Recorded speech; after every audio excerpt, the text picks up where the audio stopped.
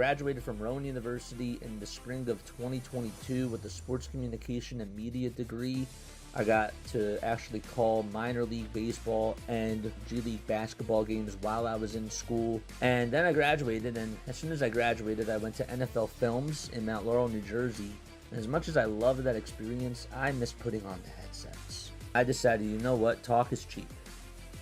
I have a laptop that's in my house, and so 21 months later, here we are, still on YouTube, calling games and building an incredible loving community on here with the people that I call my Philly freaks with a capital P and a capital H. We go live for every single Phillies, Sixers, and Eagles game, and we do it like old school radio play-by-play style. I'm Jason Joseph, and this is Play-by-Play with JJ. I showed a swung on barrel. Get out to right field. Bye-bye baseball. That baby is long gone. Good evening, everybody, and welcome on into another edition of Play-by-Play with JJ here for Phillies baseball. Hopefully you're all doing well and having yourselves a very fantastic night. We go on for Phillies baseball. We do Sixers basketball, Eagles football as well. We also do other Major League Baseball games around the league, and we do MLB Diamond Zone as well for all of the live action going on in Major League Baseball. So you should definitely check that out too. There's a lot that I want to talk about.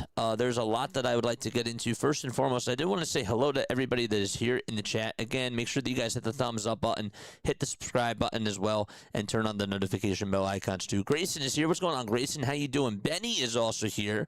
Benny is here. Yes, I see Andrew Painter, strike zone. Painter is on the mound tonight, says Benny. Yes, we'll talk a little bit more about that. Painter is not going to be pitching in the first inning. It'll be Tanner Banks who's going to be pitching instead, but then they'll have Andrew Painter come on in after the first inning is done. T-Edits, thank you so much for being on here. Be blazing as well. Shout out to you guys. Really appreciate you all for being on here. Totes is also here. What's going on? Grayson says, let's go Brewers. Let's go Brewers, man. I'm rooting for the Phillies, of course. Don't clip that. But no, for sure. Rapid Fire's also here. It says, go Birds, go Phils. I love it. I love it. Good to see you guys. Joe is also here as well. Oh boy, Painter versus Picasso tonight on a third grade crayon drawing. Yeah, it should be interesting, man. It should be interesting for sure. Also, Timestamp Copy is also here as well. Good to see you guys on here. Okay, so we have to dive on into the thick of things. Okay, so first and foremost, before we even get into the game tonight, Adolis Garcia, we saw the trade that the Philadelphia Phillies made to acquire Derek Hill. They also did get some international bonus money as well.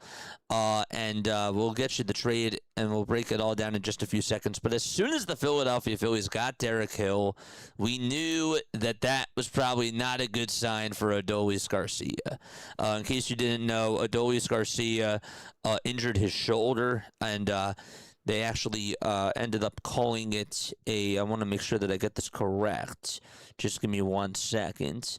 So, where is it? So Adolis Garcia had a torn right lateral and is going on the 60-day IL. So before they even made that announcement, we figured that that was not good when the Phillies did acquire Derek Hill.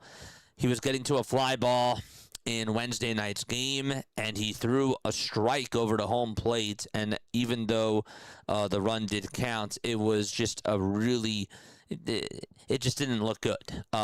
He asked for the trainer to come out, and he took himself out of the game, and we were sort of holding our breath, and we were like, oh no, like, hopefully everything is okay. And that was Tuesday, by the way, not Wednesday. Just want to make sure that I get the timeline correct.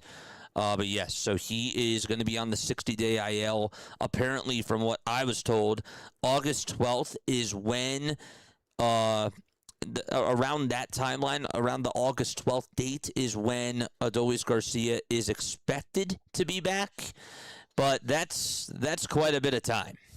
So get more into that in just a little bit. But the bottom line is that he's going to be out for a little bit of time. They put him on the 60-day IL, and they ended up getting Derek Hill in a trade. And the full breakdown of the trade is as follows. So Derek Hill was traded to the Philadelphia Phillies, and they ended up getting a little bit of some international money as well.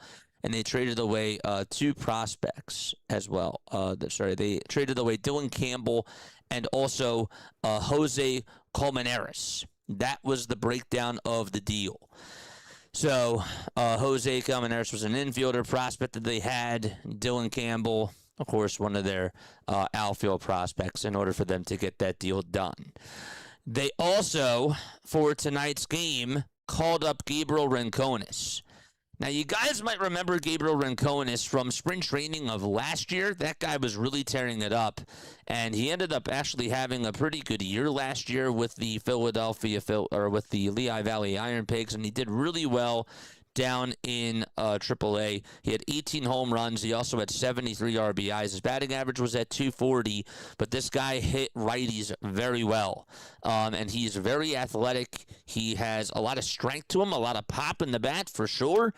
And he gets the call up today. Now, it's funny because he gets called up and he's facing Jacob Misiorowski, so that's sort of like a welcome to the big league type of a feel for him. But I'm curious to see what he does. But the bottom line is that the Philadelphia Phillies are really going to miss Adolis Garcia. He was not doing well with his bat, but he did start to sort of turn it around. As soon as the calendar month flipped into June, you could just tell that he was starting to feel better about his swing. You saw the home run celebrations he was doing, and it just really looked like that he was actually doing a much better job at the plate. But obviously where they're really going to miss him is in the outfield. This guy had such a great fielding percentage out in right field. He was really good at just not only throwing the baseball and gunning runners out, but he also was really good at cutting the baseball off. So in order for it to not go over to the wall, he was cutting off those baseballs over on the corners. And I thought that he was looking really good out there, and guys, even on the bases, were afraid to run off of him. And he was making some really good diving catches. So, yeah, that's tough. That's really tough, and it's so unfortunate because, again, this is a guy who once was a superstar in this game, and he was really a pivotal player for the Texas Rangers during those 2022-2023 seasons and did well for them in the World Series. But he was sort of on a prove-it contract, and that's why the Phillies got him, and it's unfortunate because now they're paying all this money out in right field with Nick Castellanos and Adolis Garcia, and it's just really unfortunate. There's no other way to sugarcoat that. The guy that they did get in Derek Hill, this guy he's a good defensive player. I don't know if he has as good of an arm as Adolis Garcia does. I'm not going to go there, but he does provide good defense in the outfield, which does help, of course. But he also does. He's batting pretty well against lefties, but he's not an everyday guy. He's going to be another one of those platoon players, and he's not going to really be moving the needle. The other thing, too, about the August 12th date that I do want to mention is that this obviously impacts their trade deadline plans. So who knows? Maybe they might see outfield as another sort of responsibility, and they might take more leverage to that rather than go into another starting pitcher. I don't know. But maybe this does push them to go after somebody like Mike Trout. Maybe this does push them to go after somebody like Byron Buxton. I don't know, but there's a lot of question marks with Adolis Garcia being gone. So that is something that obviously I wanted to make sure that I mentioned because that's a really big deal. And the Philadelphia Phillies have a lot going on in right field for sure.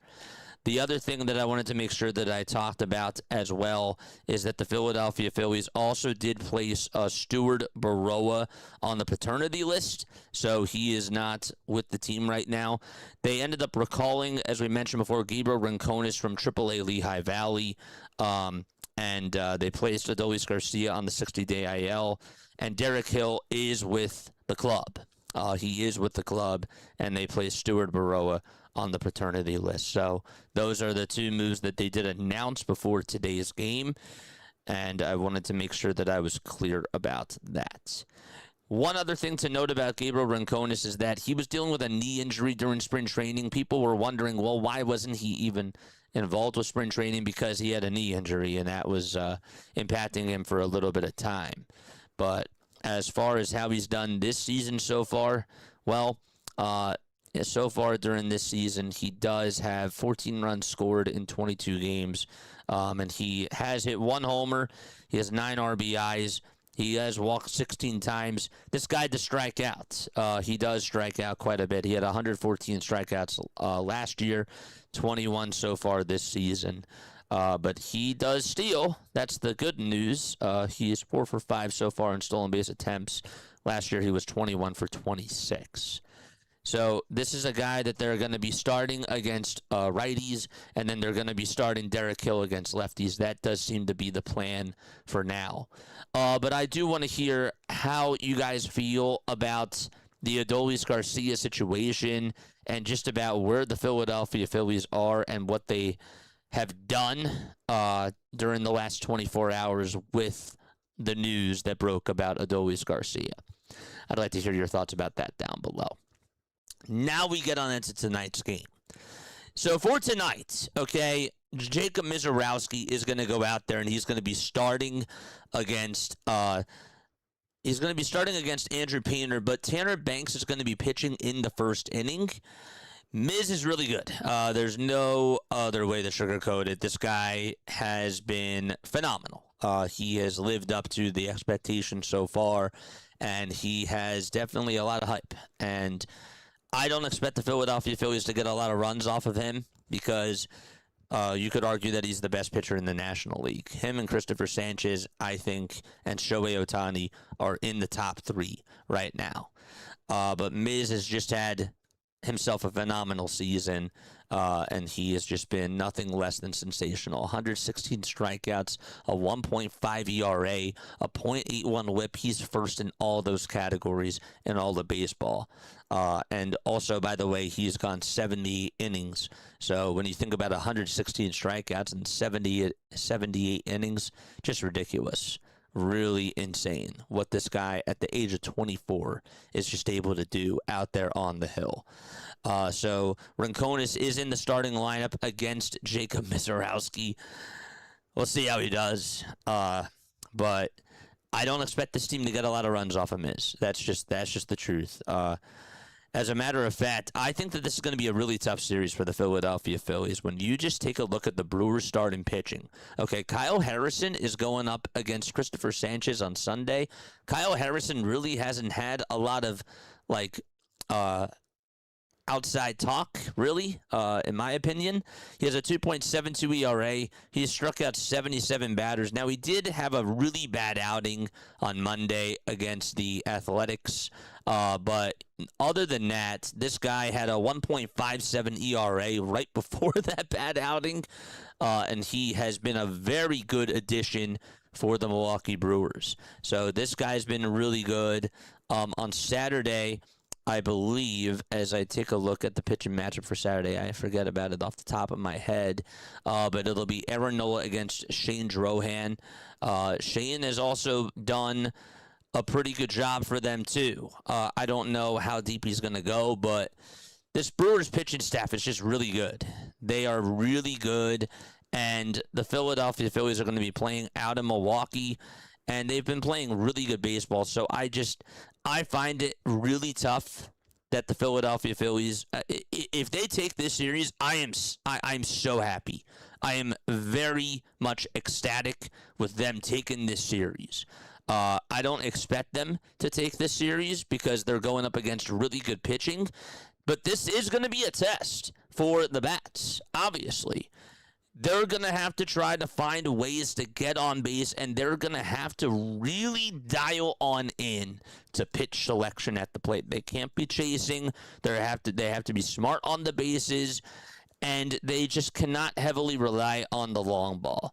If we're seeing that throughout this weekend, it's going to be tough. It's not going to be easy. So I know that a lot of people talk about how great the Dodgers are and how great the Atlanta Braves are, but this Milwaukee team do not sleep on them because they have been phenomenal. They've been playing really, really good baseball. I know that they lost their last 2 games, but before that, they were on a 4-game winning streak. They can definitely provide some offense. It looks like Jake Bauers has been doing really well for them. Andrew Vaughn, saw him the other day. He was really tearing the cover off the baseball. Christian Yelich is playing well. William Contreras over at first base has been doing really good. So I'm just not sleeping on this team. I feel like that this is going to be one of those tough series, and it's going to come down to just who gets to which bullpen, and it's going to be more so about can the Philadelphia Phillies get to this Milwaukee Brewers starting pitching staff. That's what it comes down to me. But let me know what you guys think down below. Final score predictions for this game. I got, and again, I'm probably going to hear about it in the comments, and that's fine.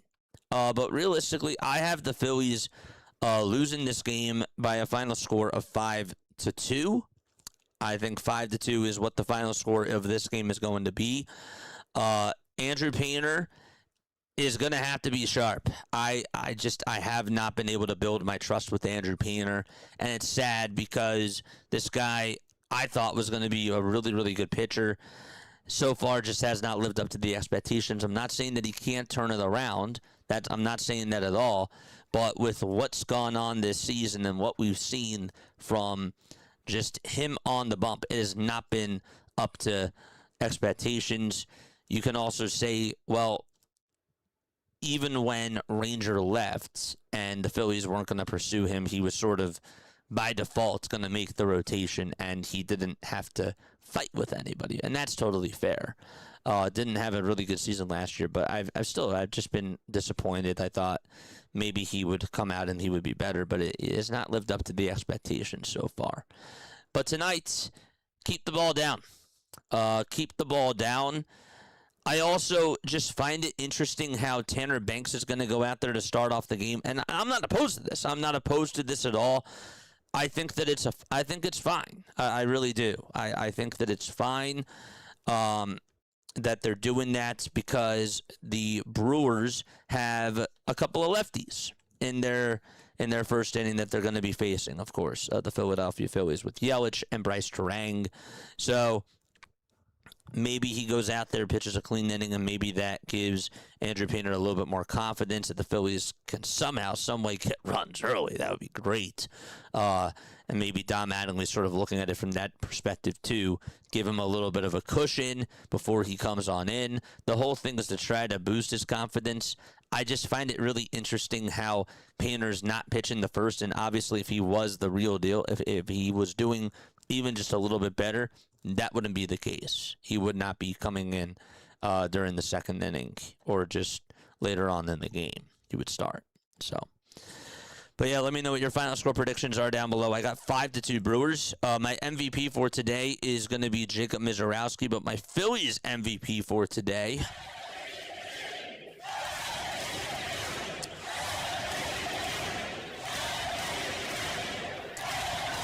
I got as my MVP for today, I am going to go with Kyle Schwarber. I got Schwarber as my MVP for this game.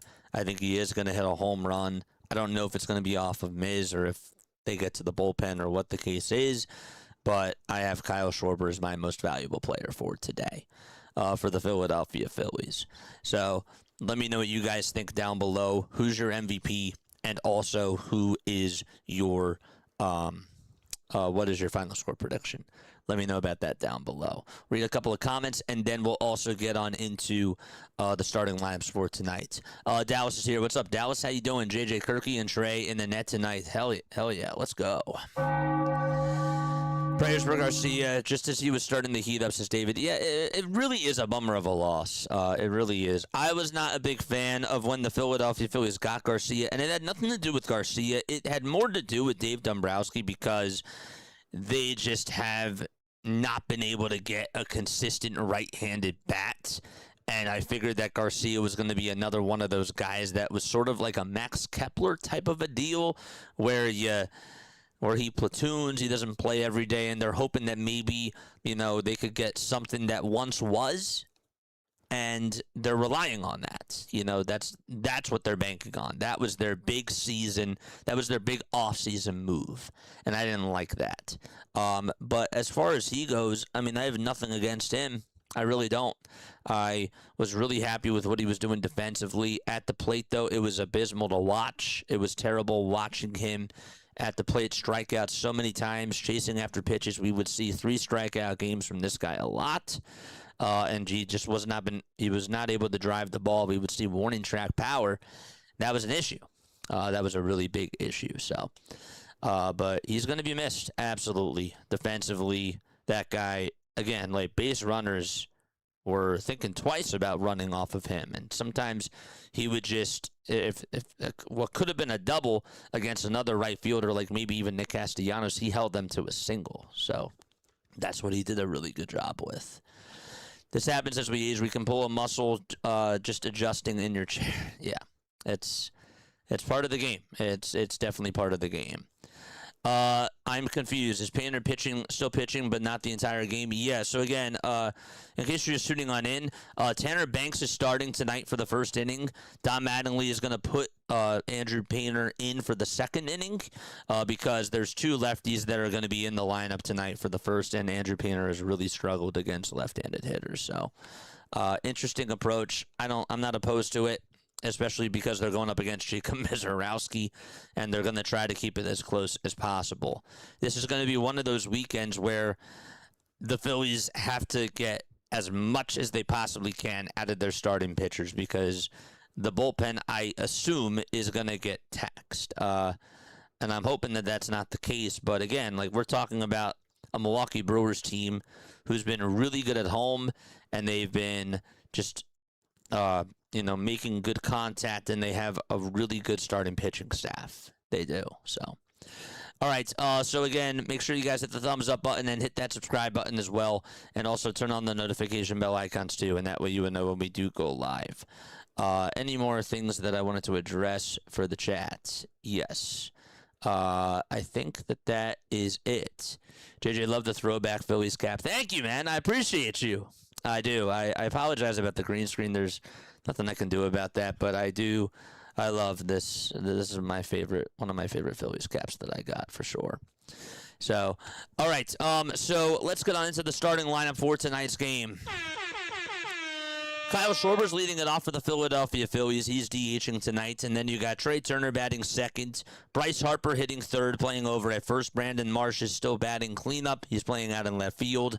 Alec Boehm's batting fifth, playing over at third base. Then you got Bryson Stott batting sixth, playing out over at second base. And again, Gabriel Rincones is making his Philadelphia Phillies debut tonight. He'll be playing out in right field, and JT Realmuto will be catching, and Justin Crawford is going to be batting in the 9 spot, and he'll be playing out in center field. So that is what the starting lineup looks like for the Philadelphia Phillies. Again, just so that way you can see it, this is what it looks like right here. Schwarber, Turner, Harper, Marsh, Boehm, Stott, Rincones, Realmuto, and Crawford. And Tanner Banks will pitch the bottom of the first inning, okay? So that's what it looks like for the Philadelphia Phillies. Let's get on into the 3D side of things.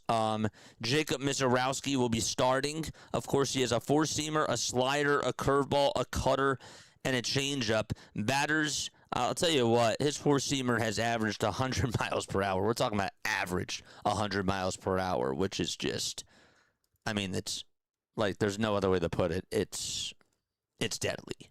That's just the best way that I can say it, for sure. We will get the 3D up and running right now. Misiorowski leads the National League in ERA, WHIP, strikeouts per 9 innings, and also opponent average as well. That's the type of guy that the Phillies are going up against tonight. So that is what's going on. Let's make sure that we get up to the stream right now. So here we go. First pitch underway. That'll be taken by Kyle Schwarber for a called ball. It was a little bit down. That was at 103 miles per hour. Only 103. One ball, no strikes, and the 1-0 pitch. That'll be inside for ball 2. All right, so let's also make sure that we update our ESPN feed up here. There we go. Good stuff. 2-0 pitch. That'll be in there for a called strike. That's at 104 miles per hour. 104 miles per hour from Jacob Misiorowski. All fastballs. There we go. Okay. Let's also put this up here. 2-1 pitch. That's a foul ball. Schwarber fouls it off. And it's now 2 balls and 2 strikes. Not starting Turner. I see improvements. Yeah, Trey starting. Turner starting, for sure. 2 balls, 2 strikes. 10 seconds left on the pitch clock. Schwarber's in the box against Jacob Misiorowski. It's 2-2. And here's the next pitch. And that is going to be a called third strike. That was at 105. And Schwarber is arguing with the home plate umpire, Chad Fairchild. You don't usually see Kyle Schwarber argue.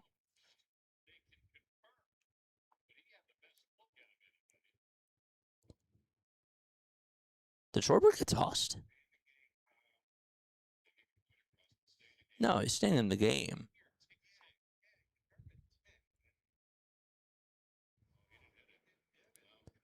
He didn't hit it. Oh, he said that he foul tipped it into the glove. No, he didn't foul tip it. That was the wrong call. That was a strike anyways. That was at 105. Here comes Trey Turner, and his first pitch is inside for a ball. So it's 1 ball, no strikes. Turner has actually had a lot of success against the Brewers, batting .329 against them. 1 ball, no strikes. And the pitch to Trey Turner, a fastball down the middle at 102. And the count is 1-1.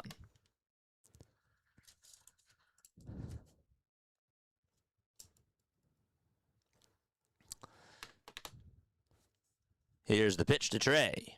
That's going to be fouled away. Phillies are in their gray tops, gray bottoms. Their regular away uniforms with the red Phillies letters painted across the chest and blue stars above both of the eyes. Chad Fairchild's the home plate umpire. Then you got James Jean over at first, Eric Backus at second, and Chris Siegel is the third base umpire. 1-2 is the count to Trey, and the next pitch swinging and a miss on a fastball that went above the strike zone. All of his pitches have been fastballs, and they've been at least 102 miles per hour or higher.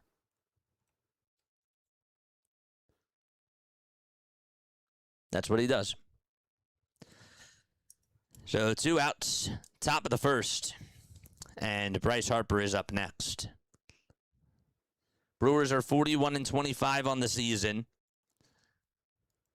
Misiorowski, 9 pitches, 6 strikes, and Bryce Harper is up to bat. And his first pitch, swing and a miss on a fastball right down the middle. Miz had 8 strikeouts in his last game in 7 innings against the Colorado Rockies. Got his 7th win of the season.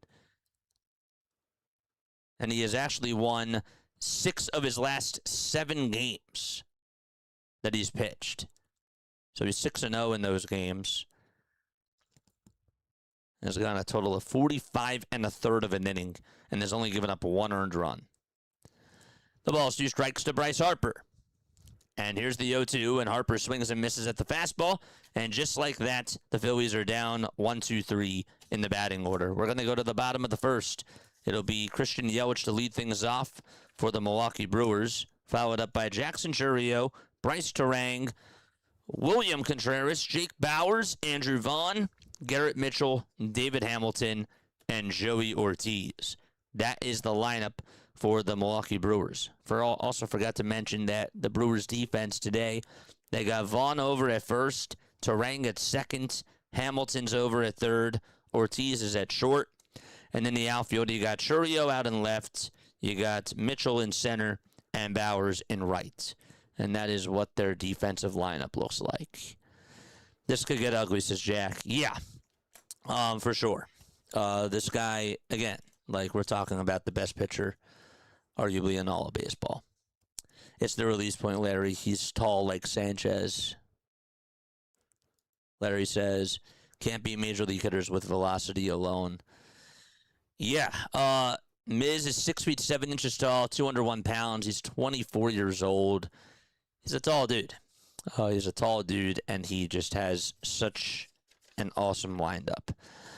Let's talk a little bit more about Tanner Banks, shall we? Tanner Banks is going to pitch the bottom of the first inning, and again, if you're like, whoa, why isn't Andrew Painter pitching? He's going to pitch. He's just not starting today. And the last time that happened, actually, Andrew Painter ended up having a migraine, and he actually did pretty well in that outing. Not saying that that's going to be replicated, but just wanted to sort of note that. So Tanner Banks this season has a 6.08 ERA, 27 strikeouts as well, in a total of 23 2/3 of an inning. He has not gotten a win this season. He obviously won't get one today, but he will be pitching against Yelich, Chourio, and Bryce Terang as well. So that is what's going on as we go to the bottom of the first. So here comes Christian Yelich to the plate. Brewers have some really cool uniforms on. I guess that this is their, I don't want to assume, I guess that this is their City Connect. They have the Wisconsin letters painted across the chest. They're underlined in white, and they're written in cursive, which is pretty cool. And they have the Milwaukee logo. It's like a little M with some sort of a baseball that's in there, but it's pretty cool. It like sort of covers the M. The pitch, that's inside for a ball. And so it's 1 ball, no strikes. Banks, 27 strikeouts in 22 games, has only allowed 11 walks on the season. And his 1-0 is high for ball 2. It's funny, you see 104, 105, and then, no disrespect to Tanner Banks, but then you just see 90. It's like a whole nother world, you know? 2-0 pitch, that misses outside for ball 3. That sinker was at 91 miles per hour. That is their City Connect jerseys. That's cool. 3 balls, no strikes. The 3-0 pitch, that'll be in there for a called strike. That's to Christian Yelich. Brewers also have their white bottoms on. Yelich in his 14th career season, a lifetime batting average of .285. 3-1 pitch. That's a swing and a miss.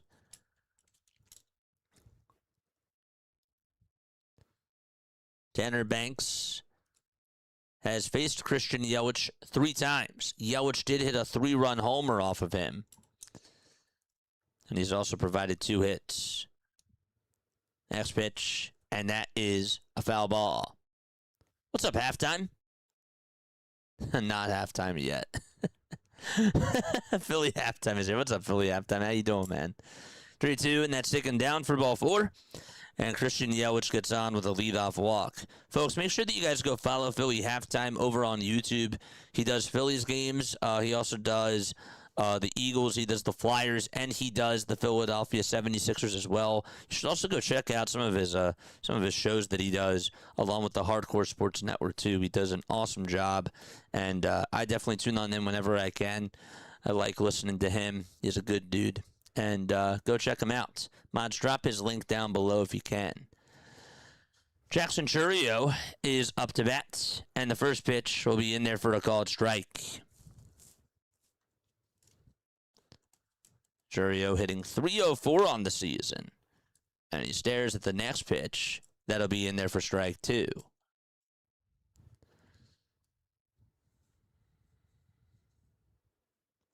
Yeah, they do have really cool jerseys.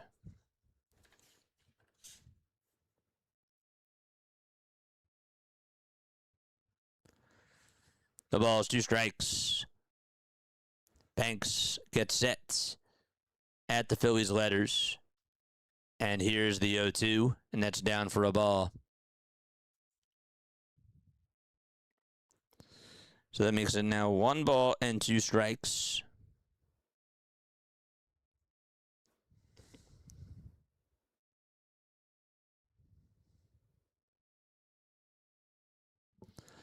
The 1-2 pitch, here it comes, swing and a miss. That was at 94 miles per hour. And there's out number 1. So Churio strikes out against Tanner Banks. And there's 1 away. Here is Philly Halftime's channel, folks. Make sure there you go. There you go. Hardcore got it. Thanks so much. Go follow Philly Halftime. He is awesome. And go check him out for more Philadelphia sports content. Here's the pitch. That'll be in there for a called strike to Bryce Terang. Bryce has faced Banks just once and has struck out against him. Bryce has been struggling a little bit lately. 1 for his last 15. 0-1. That is fouled off over towards the left side. So it's no balls and 2 strikes. So far, though, in the month of June, he actually got off to a really hot start. Was at one point batting .282. Now it's down to .267. He's had 3 homers this month, including 2 in 1 game against the Rockies in the last series.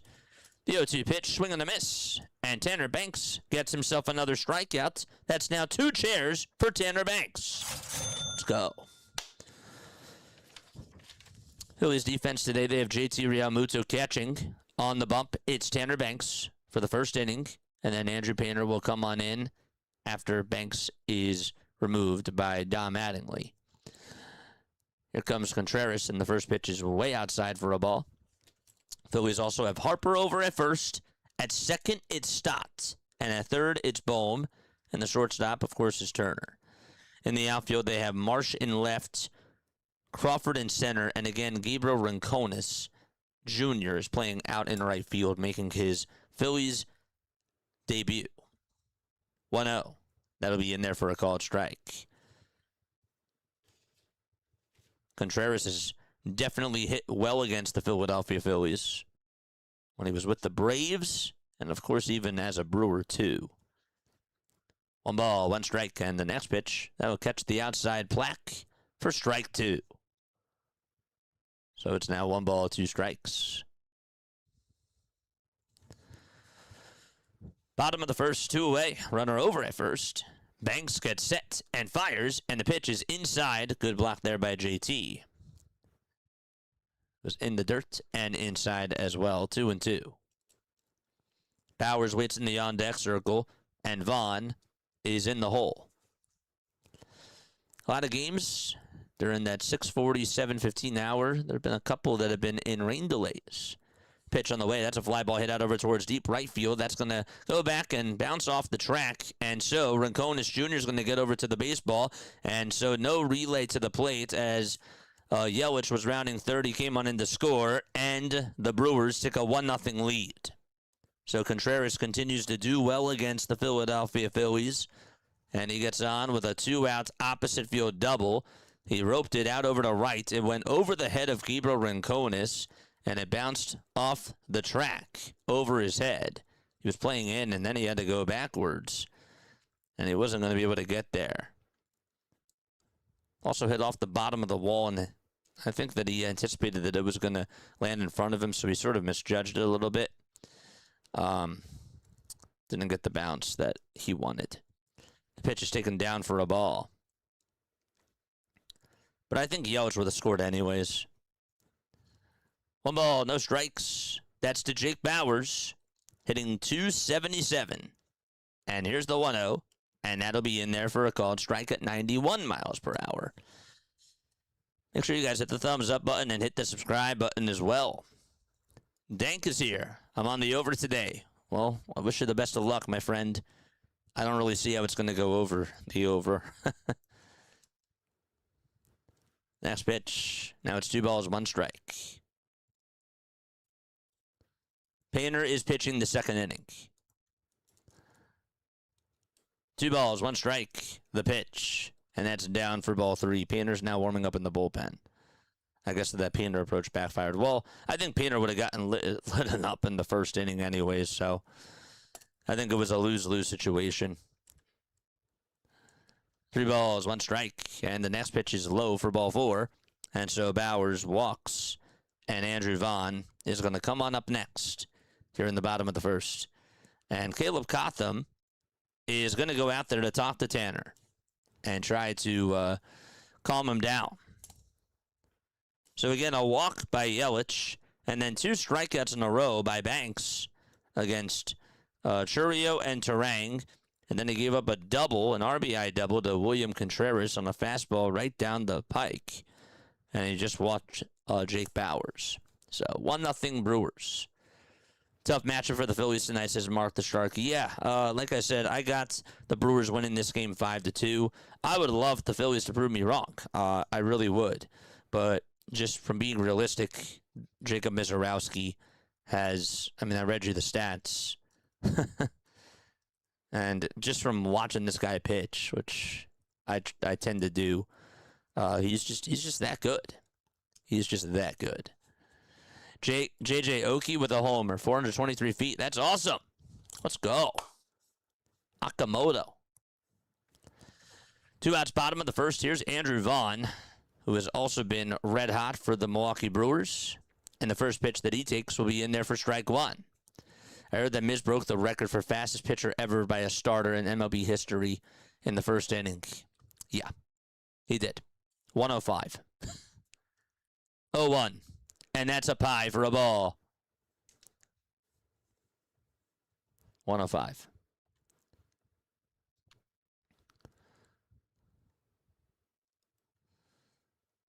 One ball, 1 strike.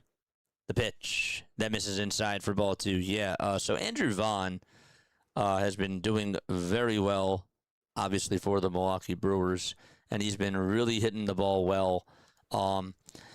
3 games ago, he went 4 for 6 with a homer and 4 RBIs. 2 balls, 1 strike in the pitch. That's a fly ball hit out over towards medium depth right field. Rincones drifts backwards, and he will make the catch, and the inning is done. So we are going to go to the top of the second inning. The Phillies are down 1-0. Marsh, Bohm, and Stott are due up next against Jacob Misiorowski. Yes, okay. So hopefully you're all doing well and having yourselves a very fantastic day. My name is Jason Joseph. This is Play-by-Play with JJ. I appreciate you all very, very much for being on here. Make sure that you guys hit the thumbs up button and hit the subscribe button as well. And turn on the notification bell icons too. We forgot to do a toast, and I keep forgetting about that. But look, okay. It's a tough matchup. But you know what? It's baseball. Anything can happen. And the Phillies, obviously there's a chance for them to win this game. There always is a chance. But, man, play small ball. Get Miz out of the game. And get to that bullpen. That's really those are my words for them. And also, Painter's going to have to be strong. Painter's going to have to do really well today. But you know what? Win or lose, we're always here to watch this Phillies team. So, get a win and get off to a 1-0 start. Cheers. L'chaim.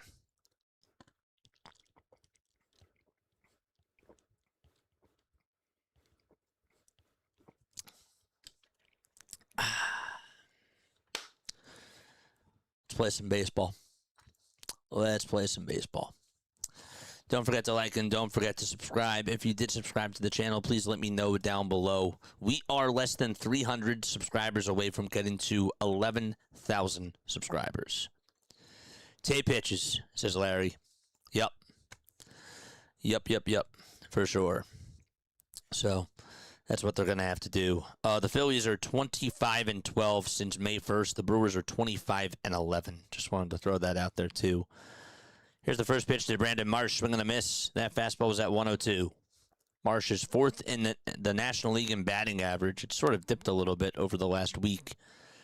Here's the 0-1, and that's a foul ball. That was the first pitch that Miz threw that was not a fastball. It was a curveball at 89 miles per hour.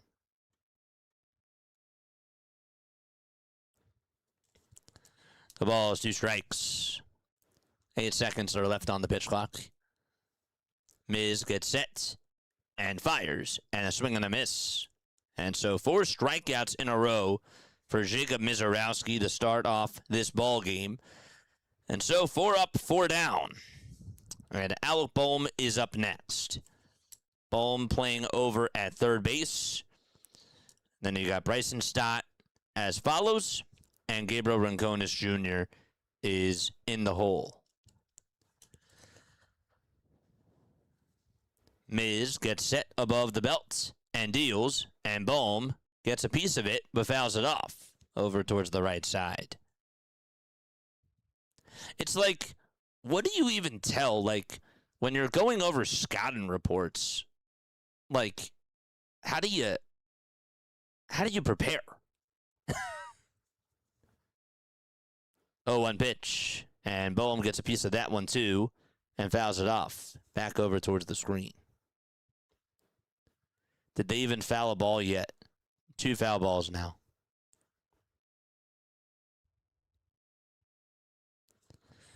The ball is 2 strikes. 1 out, top of the second, and the pitch. And Bohm's going to chop one over towards shortstop. Got a curveball there, and the throw over to first is in plenty of time as Ortiz had to come running on in. And so there's out number 2.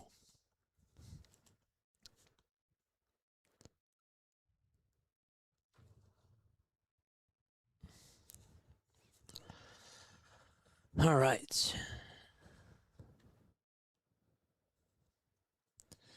Stott is hitting .347 this season with runners in scoring position. And he's on to face Miz, and the first pitch is at 102, painted on the upper tier of the zone for strike 1. No balls and 1 strike to Bryson Stott.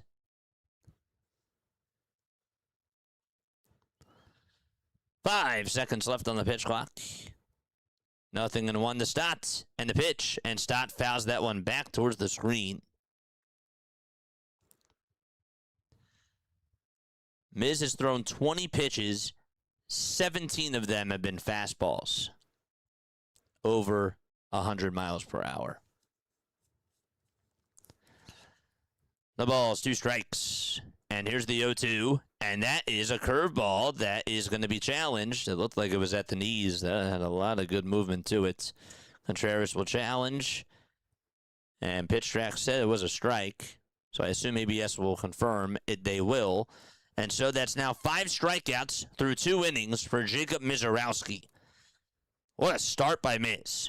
And we're going to go to the bottom of the second. Mitchell, Hamilton, and Ortiz are due on up at the plate. All right, it's time for some shout-outs. Where are we tapping on in from? Let us know down below. Where are we tuning on in from tonight?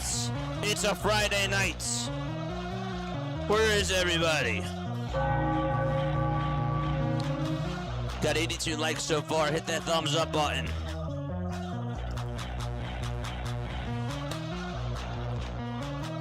Let's go. In the words of the great Pete Rose, choke up. Where are we tuning in from? We got Northwest Philly in the chat. What's up, Lou? Steve says I got the Phillies winning 2-1. William tuning on in from Nashville. What's up, William? We got Redding, California in the chat. What's up, Rainstorm? How you doing? Tucson, says Andrew. Ephrata, Pennsylvania. Clay, let's go. We got Penny Mama from South Jersey. Penny Mama repping South Jersey, let's go. North Jersey at the diner eating an omelet. Let's go, baby. We got PA in the chat as well. Kentucky says that's best stat stick. Let's go. We got Nevada in the chat. Cedar, how do you say it? Cedarburg? Let's go. Philippines, Benny's here. Mark the Shark is here. Brian's here. Fist bumps all around. Let's go. Downingtown, says Angry Metalhead. JJ, I'm tuning on in from West Hampton, Massachusetts. Let's go. Mike in Lancaster. How you doing, Mike? What's going on, man? Here's Andrew Painter as we get started with the bottom of the second inning. And here's the pitch, and that's going to be grounded back up the middle. Stop backhands it, throws it over to first, and it's not in time. That was a bang-bang play, but Garrett Mitchell is able to beat out the throw from Bryson Stott. So it's an infield single for Garrett Mitchell, and David Hamilton is up next.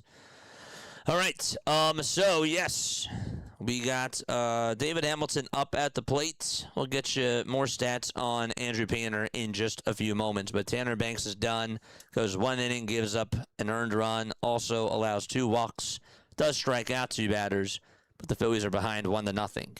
The pitch, this will be bunted over towards third. Bohm checks the runner at second to throw over to first. That's in time. This is what the Brewers do. They have a very pesty lineup where if they get guys on base, they just move runners over and they play small ball at such a high level. So it's a sacrifice bunt for David Hamilton. Mitchell now goes on over to second base, and Ortiz is up next. Andrew Painter on the season has a 6.21 ERA coming on into this game. 47 strikeouts as well in a total of 58 innings.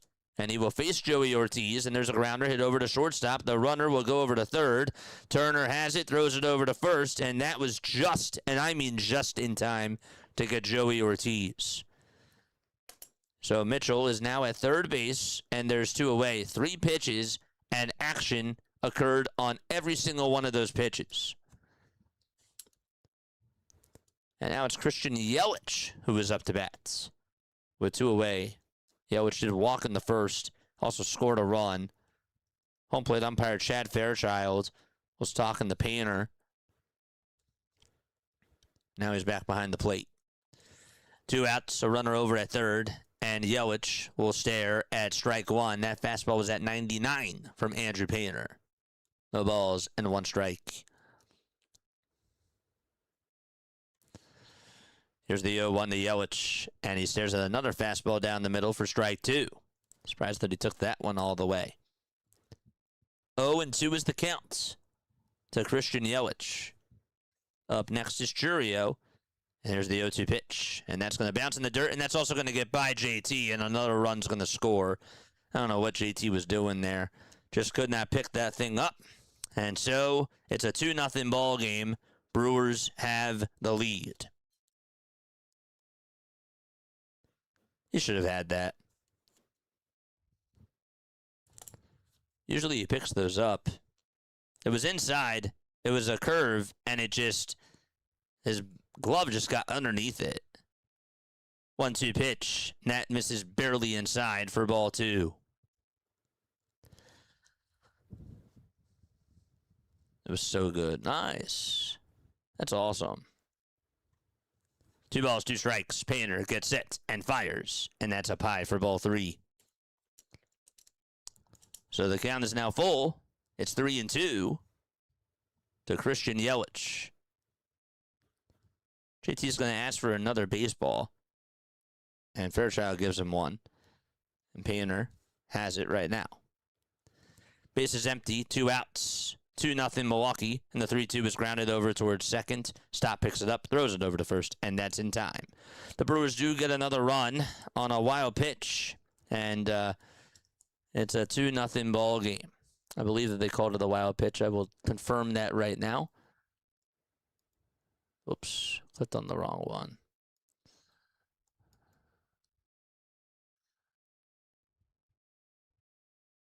Yeah, they called it a wild pitch. Still should have had that. All right, other scores around Major League Baseball. Let's go over that right now. The Red Sox lead 2-1 against the Texas Rangers. That game is going to the top of the 4th inning. Texas is down by a run. Wyatt Langford, Ezekiel Duran, and Evan Carter are due up for them. The Blue Jays have a 3-0 lead. Kazuma Okamoto hit a 2-run home run. Alejandro Kirk also had an RBI double. Trey Savage is on the bump for them, and he's done very good against the New York Yankees so far. So 3-0 Blue Jays. The Brewers are up 2-0 as we talked about before. The Marlins and the Pirates are tied at 2 as they go to the top of the 6th. Triolo had an RBI single. Lopez had an RBI ground out. Stowers had an RBI single. And Endy Rodriguez also ended up homering for the Pittsburgh Pirates. He's 2 for 2 today. So 2-2 ball game there. Orioles are up 6-2. They lead it against the Padres. That game is only in the top of the third inning. Rushman had a sac fly. Basallo, who's been doing so well for them catching-wise, offensively, hit himself a 2-run home run. Gavin Sheets also had an RBI double. Pete Alonso had a 2-run single. And Tatis also had an RBI single as well. Guardians also lead it 2-1. That game is in the top of the fourth inning. Tanner Bibby is pitching, and so far so good. The only thing that he gave up was a home run to James Outman. That's it. Brian Rocchio had an RBI triple. Patrick Bailey had an RBI single. Here's Gabriel Rincones making his major league debut for the Philadelphia Phillies. They have a 2-0 hole to fill. Top of the third, and the pitch to Gabriel, and he makes contact with a fastball, but pops it up over towards the left field side, and that's going to shift out of play 3 rows behind the tarp. The other score that we didn't talk about is that the Dodgers are playing against the White Sox. It's a 2-1 ball game over there. That they have bases loaded, the Dodgers, in the top of the second out in Chicago. Andrew Benintendi homered, and Santiago Espinal had a 2-run single. No balls, 1 strike to Gabriel Rincones, and the 0-1 is fouled off. That cutter was at 98 miles per hour.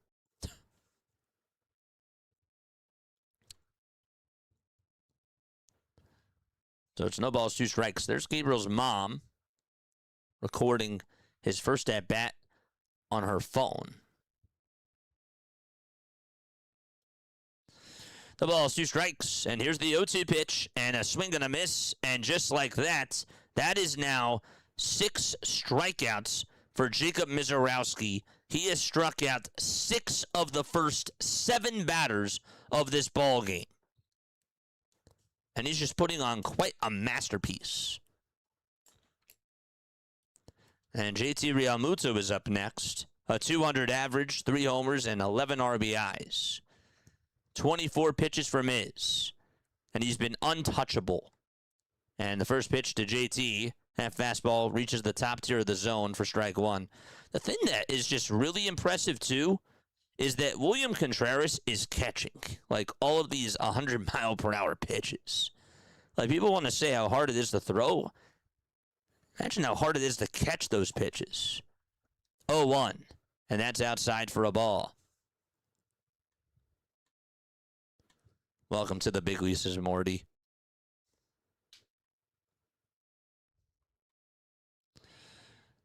One ball, 1 strike, and the pitch to JT fouled off.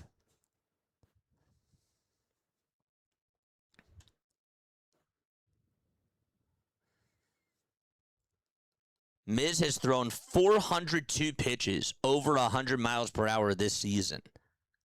The next guy to do that, Edgardo Hernandez, at 185. 185 pitches over 100 miles per hour. Miz has tripled that. And doubled. But still.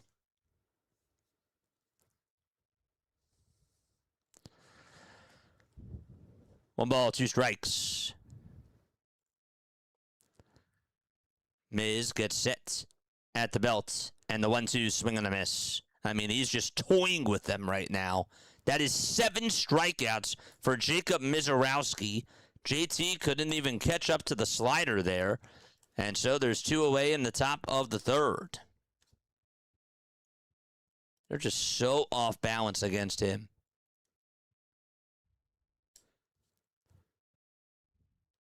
And now it's Justin Crawford's turn. 2 outs, nobody on. And Crawford takes the first pitch way up high for a ball. Springer homered. Wow. Nice. Very, very nice. 1 ball, no strikes. That's to Justin Crawford. 1-0 pitch. That's going to be in there for strike 1 at 103. Lock of the year. Phillies so under 8.5, says Braxton.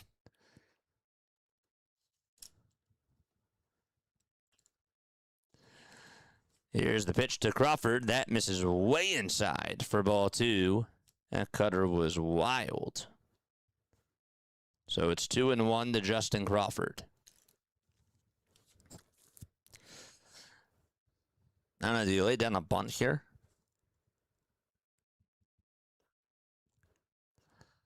Two balls, one strike.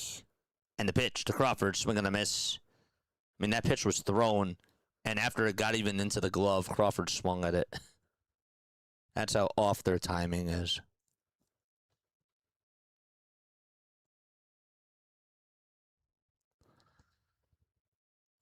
The 2-2 pitch on the way, and Crawford swings and misses at the fastball right down the middle. 8 strikeouts through just 3 innings for Jacob Misiorowski. And we are going to go to the bottom of the 3rd. 2-0 Brewers. Golly.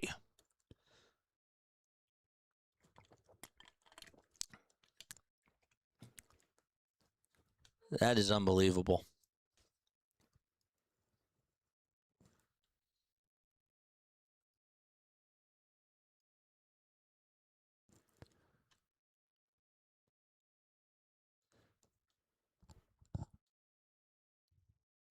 The most innings that he's thrown this season, though, 7.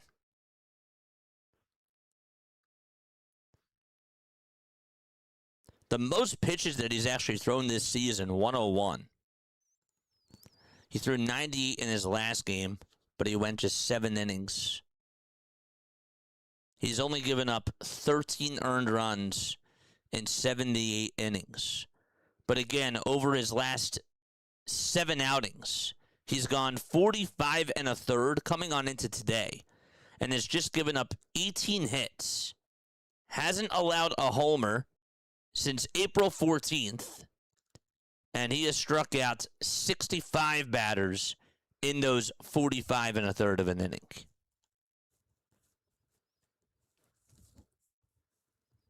Just historic. And we felt good about Christopher Sanchez. It's no disrespect to Christopher Sanchez at all. I'm just saying that this guy is just, he's the real deal. And Christopher Sanchez is also the real deal too. The problem is that there's just so much, like, and again, like, there's plenty of time for this whole Cy Young thing to go down. Look at what Ohtani's doing. Like, we're not even talking about Ohtani and his ERA. You know, like, there's just really good pitching. Really. Bottom of the 3rd, and here's the pitch. That's a line drive caught over at third base by Bohm, and there's out number 1 in the bottom of the 3rd.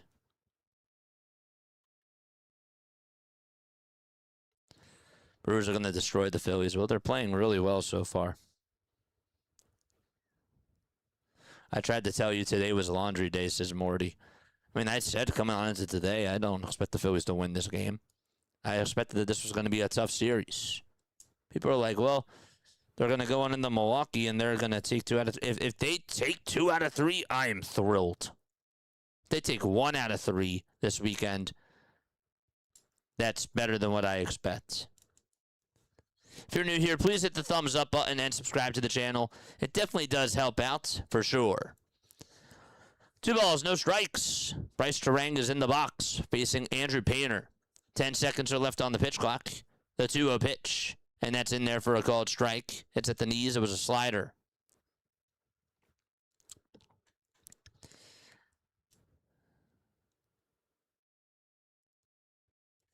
Two and 1 is the count, and the pitch, swing and a miss. That splitter was low. So again, the Brewers got an RBI double from William Contreras in the bottom of the 1st. And it ended up scoring Christian Yelich. And then in the 2nd inning, Mitchell got on with an infield single. Hamilton bunted him over to 2nd. And then Ortiz, who grounded that over to shortstop, got him over to 3rd. And then Yelich, during his at-bat, there was a wild pitch that brought Garrett Mitchell home. So that's how they have 2 runs on just 2 hits. Next pitch, foul ball. 3 balls and 2 strikes. 8 seconds left on the pitch clock. And the 3-2 pitch. That's grounded over to first. Played on the hop by Harper, and he'll just jog over to the bag and get the out himself.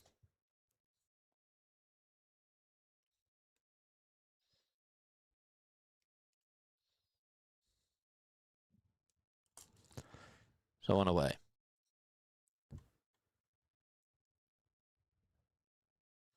Just don't waste the bullpen tonight. Yeah, I'm with you. I'm with you on that. 2 outs, bottom of the third. And Contreras is tardy on the fastball at 98, swing and a miss. No balls and 1 strike.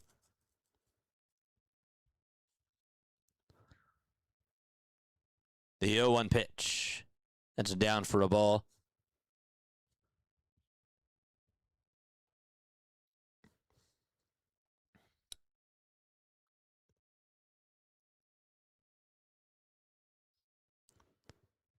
One pitch. This is popped up out over towards shallow left field. Marsh says, I got it. Calls off Trey Turner. And there is out number 3. Okay. So, 1, 2, 3, third inning. And we're going to go to the top of the 4th. Okay. All right. So it's time now for On This Day in Phillies History. And again, if you're just tuning on in for the very first time, my name is Jason Joseph. This is Play-by-Play with JJ. Hit the thumbs up button and subscribe to the channel as well. We have over 116 likes on here. If you have not smashed the thumbs up button, make sure that you guys do that. We're now at 132 as we have 370 people tapping on in with us. So on this day in Phillies history, okay, let's first of all make sure that we take this off. Okay, there we go. Today is June 12th. Today is the 113th anniversary of St. Louis's Pete Alexander completed a team record streak of 10 wins without a loss. During the streak, he started 2 games without getting a decision and pitched once in relief, earning a save.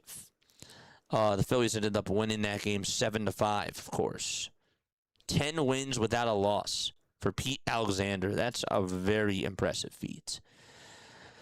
Also, in 1939, Grover Cleveland Alexander attends the opening of the Baseball Hall of Fame in Cooperstown, New York, along with Connie Mack, Babe Ruth, Cy Young, and other initial inductees on this day in 1939. The ceremony was timed to commemorate the 100th anniversary of baseball's origin, and they were all there. That's pretty cool. In 1957 on this day, playing against the Phillies at Connie Mack Stadium, Stan Musial of the Cardinals appears to play in his 823rd consecutive game, and that passed Gus Soar and set a new National League consecutive games played streak. Musial went 2 for 4 as the Cardinals shut out the Philadelphia Phillies 4-0. The pitch, that's a line drive base hit up the middle, and Kyle Schwarber gets on base and breaks up the no-no. Right on the first pitch. There we go. So Schwarber gets on, and we have a runner already over at first. If I'm Trey, I'm bunting. I'm bunting Schwarber over to second. And he's probably not going to. Charge! First pitch to Turner, and that's a foul ball.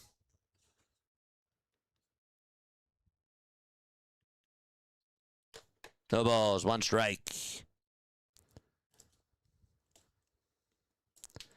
0-1 pitch, swing and a miss, and he was guessing at that fastball down the middle at 102. Nope.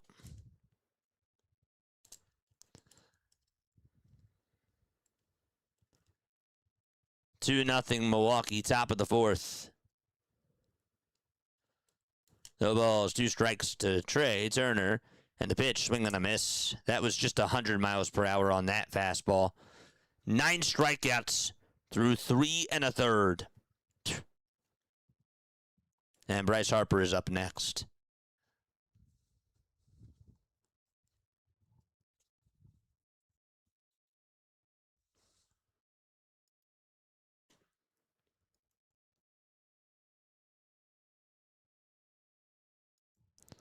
So now it's Bryce Harper.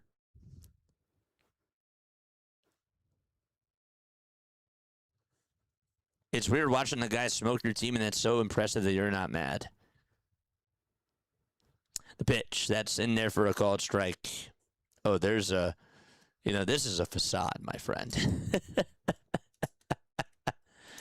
The ball is 1 strike, but I also kind of expect this to be a thing, Oh, 1 pitch, and that is going to be called a ball, but this will be challenged by Contreras. Justin, thanks for the jinx. So, the Phillies, the call is confirmed. So, it is a ball. And Milwaukee loses a challenge right there. 1 ball, 1 strike. Top of the 4th. Tying run up at the plate. It's called maturity, says Larry. 1 ball, 1 strike to Harper. And the next pitch, that is called ball 2. Pitch track said it was a strike. But to be fair, Contreras sort of moved his glove and didn't frame it as well. And didn't even bother challenging that one. 2 balls, 1 strike. Miz gets set above the belt. And the 2-1 delivery. And that's going to be grounded towards the right side. The throw to second, there's 1. The throw back to first. That is a 4-6-3 double play. And we will go to the bottom of the 4th inning. Just like that. 41 pitches through 4 innings for Jacob Misiorowski. And we go to the bottom of the 4th. It's a 2-0 ball game. Milwaukee has the lead. Boy, oh boy.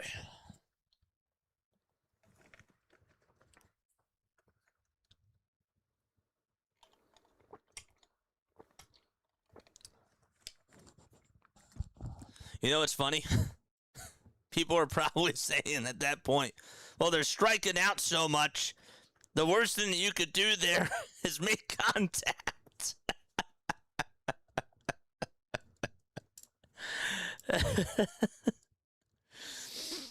Yeah, that's funny. Gosh. Is this the real game, says Book of Mar? No, this is just your imagination. Of course. Yes, absolutely. This is the real game.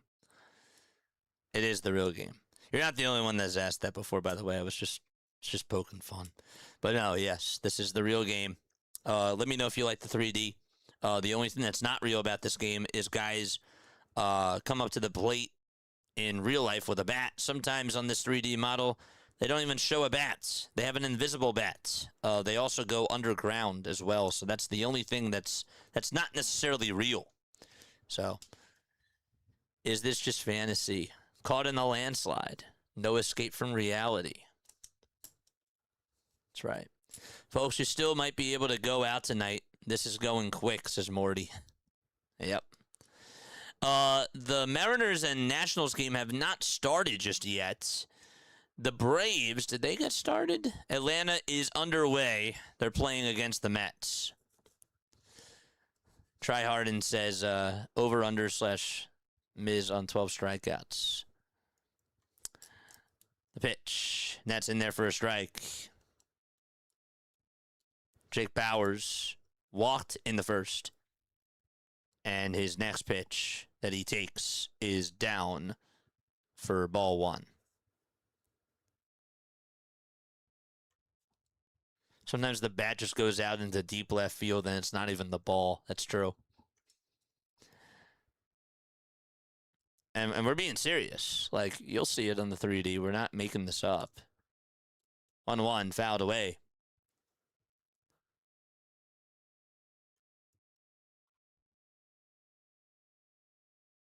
No escape from reality. Open your eyes. 2 balls, 2 strikes. Bauers is in the box. The 2-2 pitch swung on and missed, and there's out number 1. There we go. Cha-ching. That's his first strikeout of the game. Drop a chair in the chat for Andrew Painter. Does Painter have a migraine? No. Mattingly was thinking to himself analytically, let's just go to a lefty because we don't really trust Painter right now.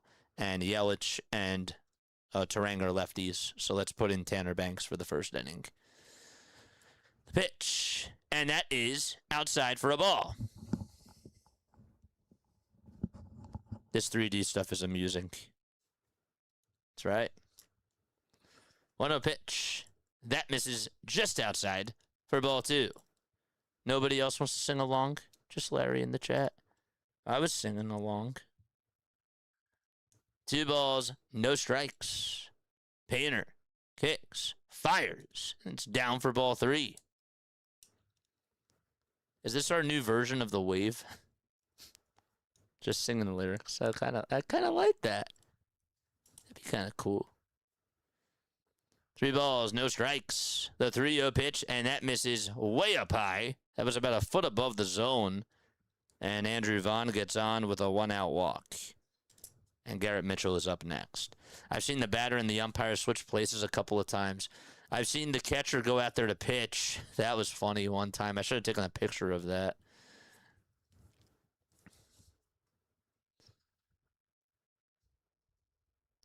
Got a runner over at first. There's 1 out in the bottom of the 4th. And the pitch, swing and a miss.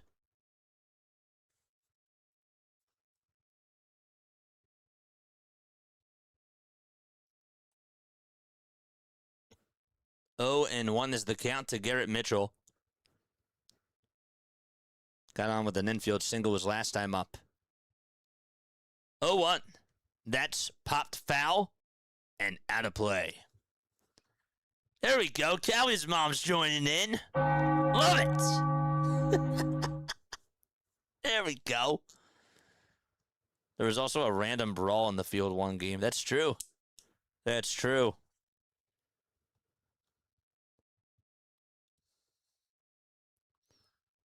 USA plays soccer tonight. Yeah, keep me updated on the score.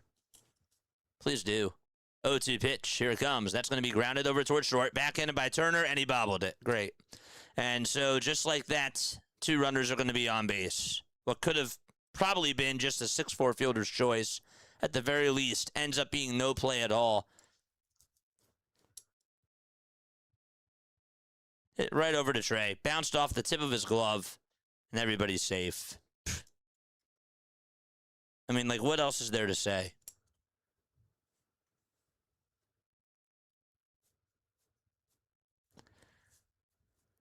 One out, bottom of the 4th. David Hamilton is up. A sack bunt back in the 2nd. 1 away, bottom of the 4th. The pitch. And the slider is in there for strike 1. Well, Morty, he didn't challenge. He didn't challenge a pitch down the middle, but made a bad mistake over at short. Again. 0-1 pitch. And that is a sweeper that's down the hatch for strike 2. Hit that thumbs up button, chat. The Phillies might be doing bad today, but guess what? We got to produce. No balls, 2 strikes. 5 seconds left on the pitch clock. The 0-2 pitch, here it comes. And that's a foul ball. What are your thoughts on sticking Turner in the outfield? At this point, I don't even know if he can play defense, period. I don't even, if he's going to have to field, if he's fielding ground balls and he's bobbling them, can he even field a ground ball in the outfield at this point? 0-2 pitch, that's a called strike 3. Painter gets the out himself. Let's go.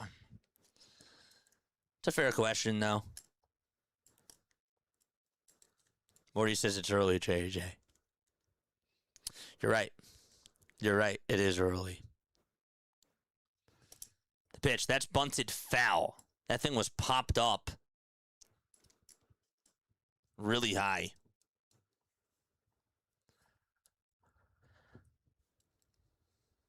But it was right behind home plate. All right, let's go hit the thumbs up button and subscribe to the channel as well. But I don't know. Do I think Trey would be better in the outfield? I really don't know. What do you guys think? The 0-1. Fouled away.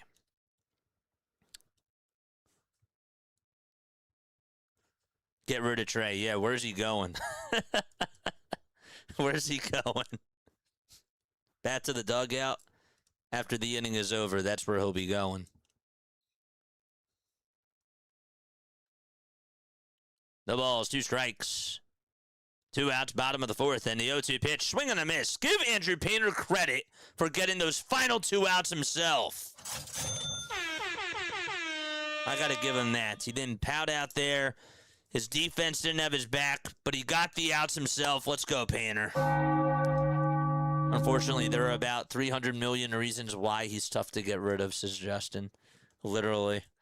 I love our sarcasm, man.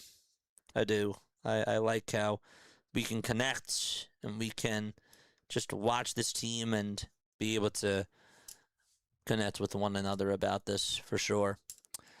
You know, I also forgot to mention that also on this day, today, chat, is the 18th year anniversary of Brad Lidge becoming the first Philly to start a season with 18 consecutive saves. And we all know the rest of what happened that season. But he became the first Philly to do it with 8 consecutive saves on this day. That's pretty cool. Glenn Wilson also on this day in 1987 throws out Montreal pitcher Bryn Smith at first after an apparent single. It was the second time in a year he accomplished that feat. So there's a ball hit out over to right field, and they threw the pitcher out over at first base. Used to see that a lot. I was going to say, like, that's something that you don't really see more of, like, nowadays, which is kind of interesting. I kind of forgot about that. You know? That's technically, what, a 9-5 ground out. Right on, JJ. Credit to Painter there. Yeah, that was gutsy. That really was. Not a lot of room for margin of error for Andrew Painter. And he's going to have to... You can't give up any more runs. A 2-0 deficit feels like right now it's a 6-0 deficit. It really does. It's just one of those games. Here comes Brandon Marsh. First pitch, swing and a miss.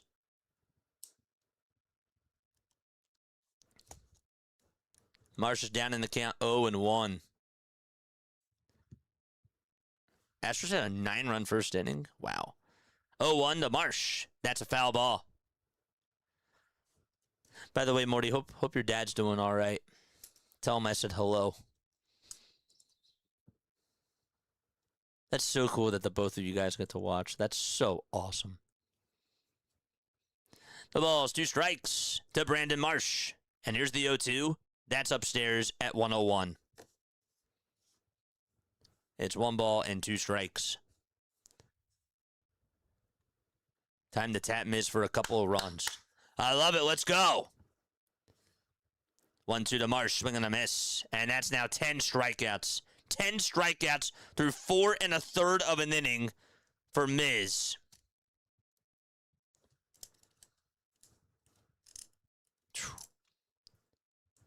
It's a good pitch. It's a good pitch. The fastball just keeps rising. And Marsh just swings underneath it, thinking that it's going to be towards the top tier of the zone. And it just keeps, it just elevates. He's just so good at that. Here's Bohm, who looks at the slider. And that's going to be in there for strike 1.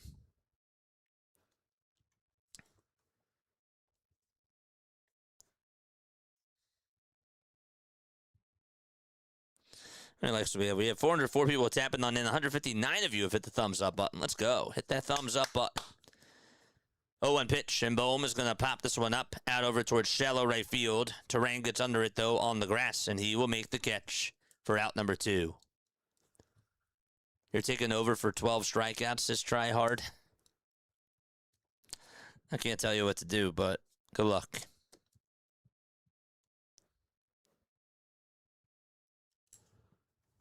The kid is unreal. He's not human.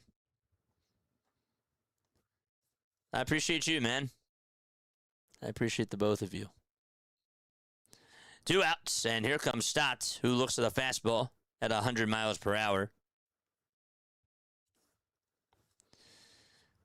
The ball is 1 strike. Hot air does rise. That's true. And heat rises. 0-1. That misses way outside and high for a ball. Phillies did get a hit. It was from Kyle Schwarber. Came back in the 4th inning. 1 ball, 1 strike. 5 seconds left on the pitch clock. And the 1-1 to Bryson Stott misses outside and wide for ball 2.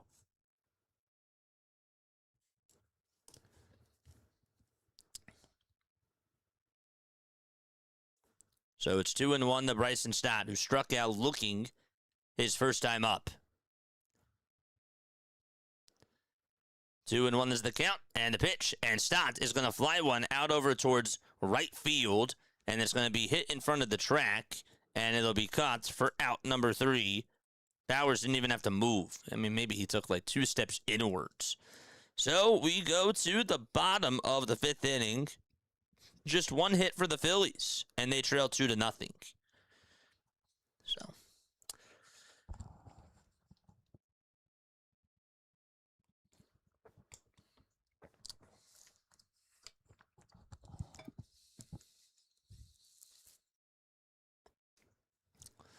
I need them for 19 pitch outs. Is that possible? 19 pitch outs? A pitch out meaning like a pitch is wide? Oh, you're talking about strikeouts. I was like, wait, a pitch out? Like, do people even bet on pitch outs? 19 strikeouts. Strikeouts, is that even possible? Well, I'll be honest with you. Let's put it to you this way. Okay.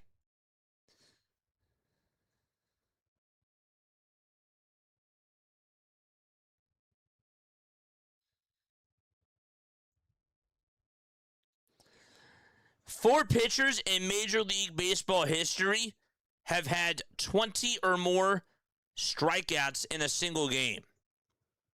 The last person to do it was Max Scherzer. Max Scherzer did it in 2016. So, I'd say that that's very unlikely. But also, to be fair, at the rate that he's going, he has 10 strikeouts right now. So, I guess anything is possible. But gosh, that's how rare it is. Kerry Wood also did it. That's correct. Randy Johnson and Roger Clemens. And we're talking about, like, Hall of Famers. The pitch from Painter. It's called a ball. This will be challenged by JT. And what is he going to say? That is a ball. Okay. ABS confirms it's a ball. And both the Phillies and the Brewers have 1 ABS challenge left. It's baseball. The impossible is possible. It's true. It's true. Especially with how he's pitching tonight. I guess anything is possible. Pitch outs. But yeah, strikeouts. Strikeouts. That's how you say it.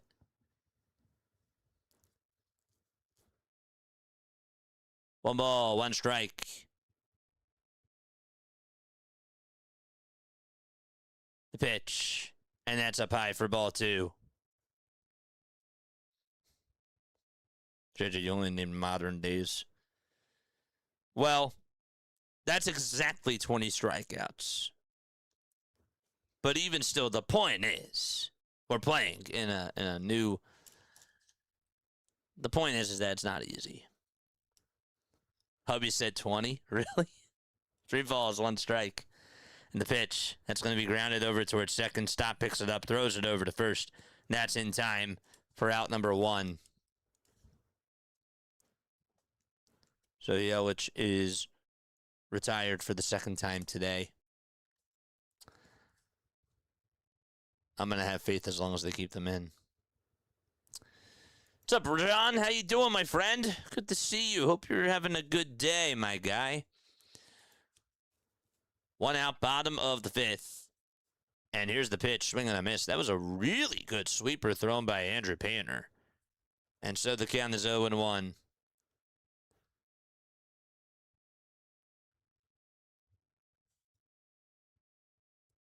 Oh, 1. That misses down low for a ball. Look at Chat. Chat's flying tonight. It's good. 1 ball, 1 strike.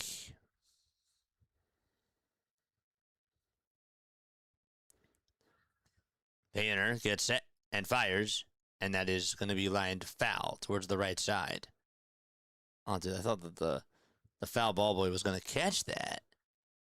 Dang.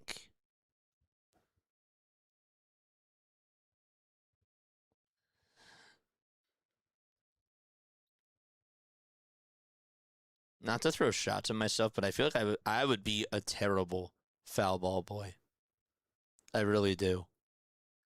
1-2 pitch. That's flied out over to right. Ronconis is there, and he will make the catch. I feel like I'd be so awful at that job. If they were to offer me a job like tomorrow to be a foul ball boy, I'd say cool, but I feel like I wouldn't do the job well.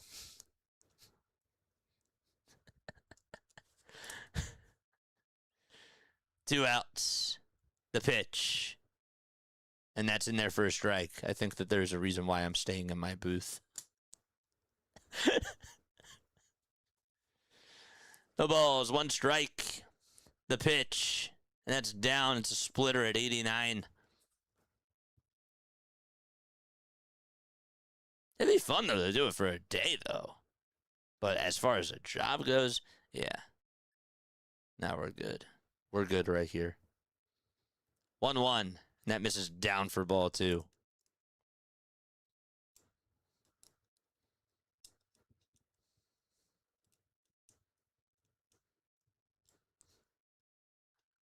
Two balls, 1 strike.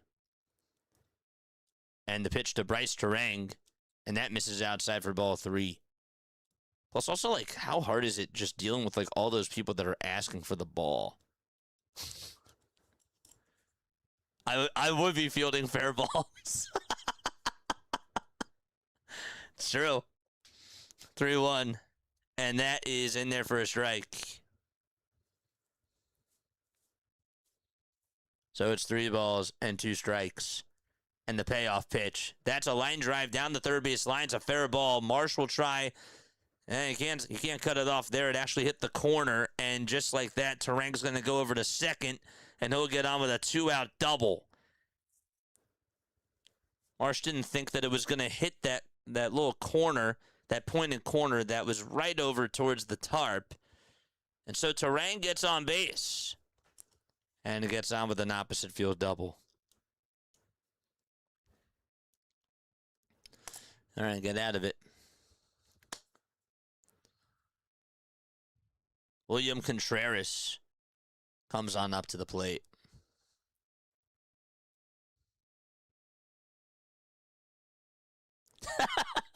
It's true. The pitch. That slider is way upstairs for a ball. That's so true, Morty. That's how you go viral, though. The kids nowadays say anything for the clips. Or anything for the clips. Or for the clicks. 2 balls, no strikes. It's a William Contreras. 2-0. And that misses inside and high for ball 3. But that I would not do for a click, for sure.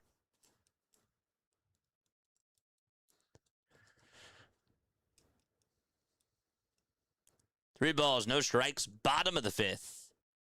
And there's 2 outs. 2-0 game. Milwaukee has the lead. And the 3-0 pitch, that's in there for a strike. The throw to third is not in time. Again, this is what they do. They run. They're not afraid of just putting pressure on opponents' pitchers. That's what they do such a great job at. Let's look again.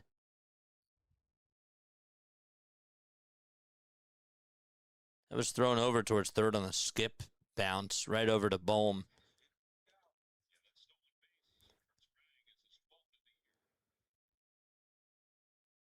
Time was called by Contreras.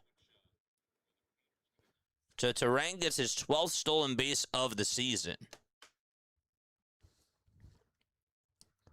3-1 is the count. Bottom of the fifth, 2 away.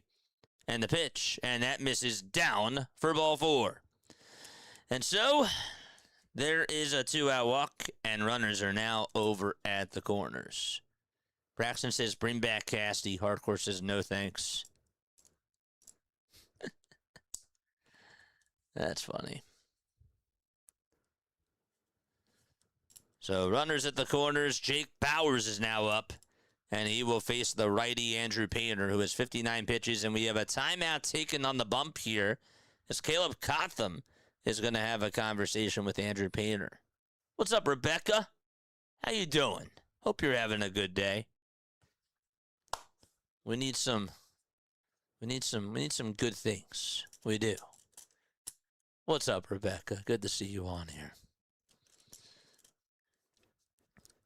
By the way, Rebecca, I don't know if you heard before, but I know that you told me to come visit you at the Hall of Fame Club. I am gonna be at the Home Run Derby. I don't know if you're gonna be there that day, but I would like to meet you. I think that'd be really, really cool. It's a lot easier to be aggressive on the bases with that monster on the hill. Oh, for sure. I mean, no doubt about it. Phillies are not having such a good evening so far against Jacob Misiorowski. They've struck out 10 times in 5 innings. The pitch, there's a fly ball hit out over towards left center field, and that's going to go all the way over the fence, and it's a goner. Wow. That thing just got out, and Andrew Painter gives up a 3-run home run, and it's a 5-0 ball game. That ball looked like it was going to get hit into the gap, and it was going to go all the way towards the wall, but it still just hung up there, and it just went over the fence.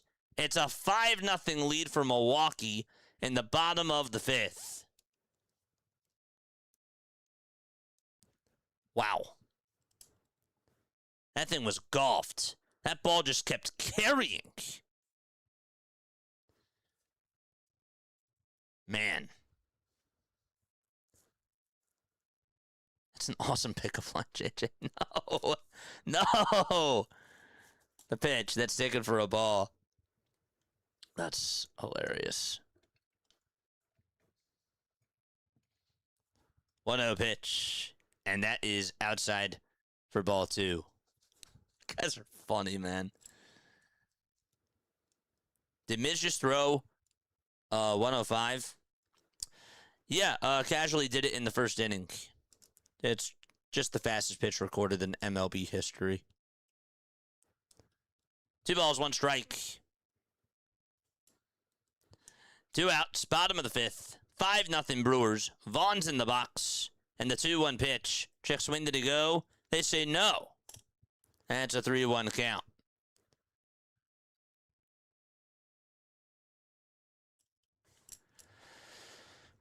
Five 5-0 Brewers.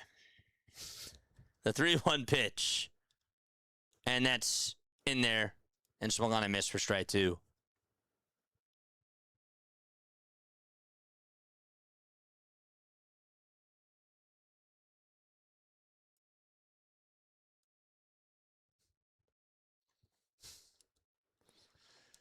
Three balls, 2 strikes.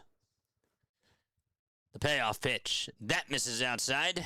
And there's a 2-out walk here in the bottom of the 5th inning, allowed by Painter again. This is all coming with 2 outs, folks.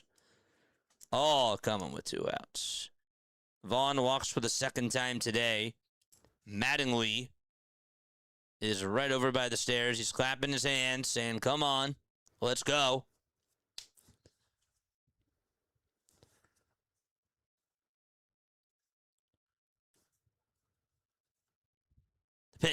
There's a line drive caught by Trey Turner, and the inning is done. Okay, so a 3-run home run allowed by Andrew Painter to Jake Bauers gives the Brewers a 5-0 lead. Phillies will go to the top of the 6th, down by 5. So what has gone on in this game, JJ? Jacob Misiorowski just continues to dominate all of baseball, and he has gone 5 innings. He has struck out 10 batters. He's thrown 52 pitches. 41 of them have been for strikes. Over 30 of his pitches that he has thrown, actually, I'm sorry, I think I'm undervaluing that. 35 pitches, I want to say, have been over 100 miles per hour. At least 35. So, yeah.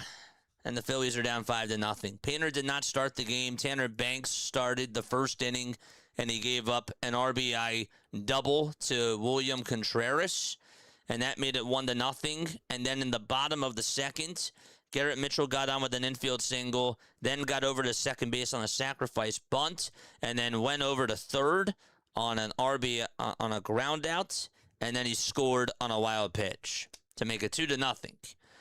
And Bauers then hit a 3-run shot in the bottom of the 5th to make it 5-0 Milwaukee.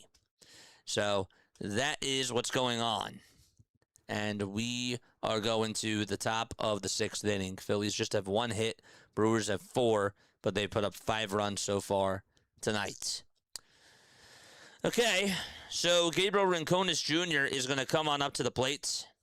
And the right fielder, who's making his Phillies debut tonight, is going to come on up. Gabriel Rincones Jr. got called up today because Stuart Baroa is on the paternity list. And Adolis Garcia also got put on the 60-day IL. 10 strikeouts for Miz on 52 pitches. And Rincones comes up and takes ball 1. It's a curveball. And it's downstairs.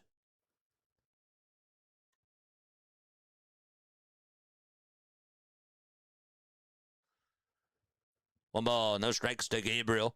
And the next pitch is tapped foul. The cutter was at 96 miles per hour.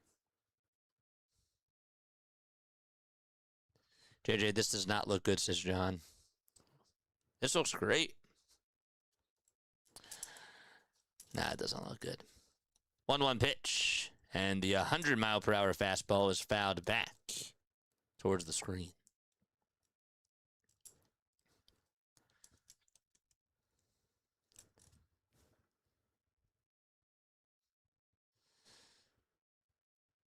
One ball, 2 strikes. The 1-2.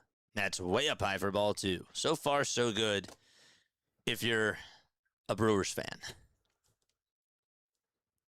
But let's see. 2 balls, 2 strikes. Top of the 6th. 5 seconds left on the pitch clock. And the 2-2 pitch. And Rincones gets a piece of it and fouls it off. It's a good swing. Got up to 99 there. That's the lowest he's thrown tonight on his fastball. That's the first time that he's thrown 99 with his 4-seamer. 2-2 pitch and another foul ball. Work up that pitch count. Get him out of the game.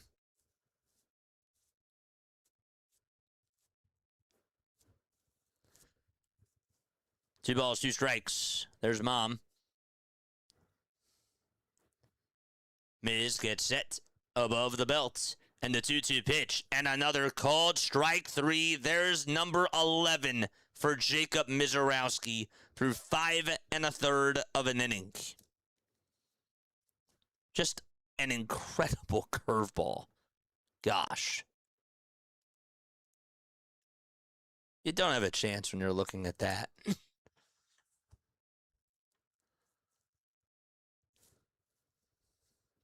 Do we get a starting pitcher at the deadline?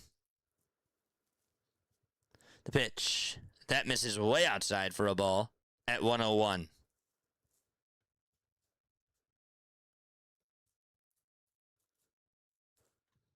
I think 12 strikeouts is his season high. Well, his season high is indeed 12. Good job.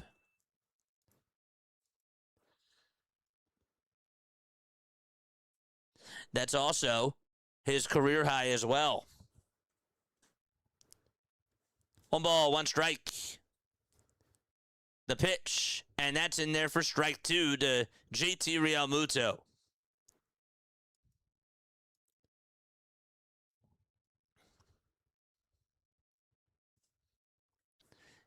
Only 14 balls. 1 ball, 2 strikes. The 1-2 on the way to JT, and he fouls it off. Got a slider there at 91 miles per hour. Making his debut against Miz is just wrong. It's diabolical. What, Justin? That's what you call baptism by fire. Hey, man. But that's also, again, like, to be fair, if he homers off him, that's how you make a name for yourself. 1-2 pitch, and JT's going to fly one out over towards right field, and that'll be caught right in front of the track for out number 2. That was a high pitch. He's gotten a couple of those higher pitches and has still been able to just make some good contact with them the opposite way. That was just a line out, though. And so there's out number 1. Number 2. Miz has struck out the first batter in every single inning except for the 4th. 2 outs, top of the 6th. And the pitch to Crawford, that misses barely inside. That was a really good call by Chad Fairchild. Need Harbor to get a knock here for the lay. Good luck. 1 ball, no strikes. The 1-0 pitch, and that's a swing and a miss. 100 miles per hour.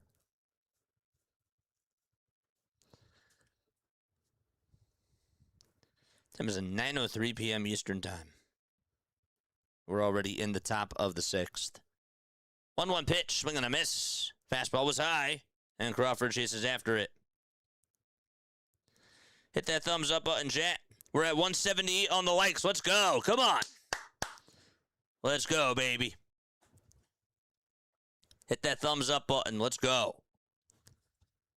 1 ball, 2 strikes. Misiorowski gets set again, and the 1-2 pitch, swing and a miss, and that has just tied a career high and a season high for Jacob Misiorowski with 12 strikeouts in this ball game through 6 innings. He has struck out 12 through 6, and we go to the bottom of the 6th. 5-0 Milwaukee. All right. Folks, if you are new to my channel, by the way, my name is Jason Joseph. This is Play-by-Play with JJ. Hit the thumbs up button and hit that subscribe button as well. We still got trivia. Oh, yes, we do. You're not going to want to miss trivia. And I'll tell you what you're also not going to want to miss. Post-game show. Post-game show is going to be a lot of fun tonight, for sure. So please make sure that you guys are on for that. Do not go anywhere because we have a lot of cool things still coming on up. And again, I really appreciate you guys so much for all the love and the support. Not only do we do Phillies games on here, chat, we also do other baseball games as well. And we do Diamond Zone. Diamond Zone is NFL Red Zone, but it's for baseball fanatics, okay? If you have bets, I know that people have been coming on here and they've been saying, like, what's the over-under for tonight's game and all that sort of stuff. Should I take the over on the missed strikeouts, all that sort of stuff, right? If you guys do that, or if you're even into fantasy baseball, or if you're just a baseball fan like me, and you just want to hear me call, like, 4, 5 different games at once, it's pretty cool. Definitely check out MLB Diamond Zone because that's what we do. We actually haven't done 5 games in a while because the MLB slate hasn't really taken us that way. But, yeah. But definitely make sure that you guys go check that out and stay on here for some awesome content as well. Can't believe that they keep doing this-ish. Last week was the most swing and misses. What's the next record, says Jay Philly. I'm not trying to make excuses, Jay, But this guy is another level. This guy is just another, he's another type of a pitcher. The pitch that's in there for a strike. I had them losing this game 5-2. I did. The ball is 1 strike. And the pitch. That's down for a ball. So it's 1 ball and 1 strike. There's Diamond Zone.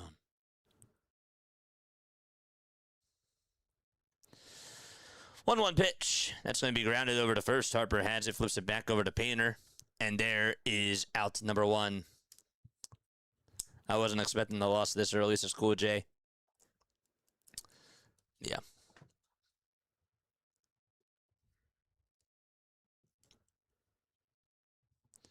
"70 pitches in 5 1/3, really 4 1/3 for Andrew Painter because he didn't start off the game.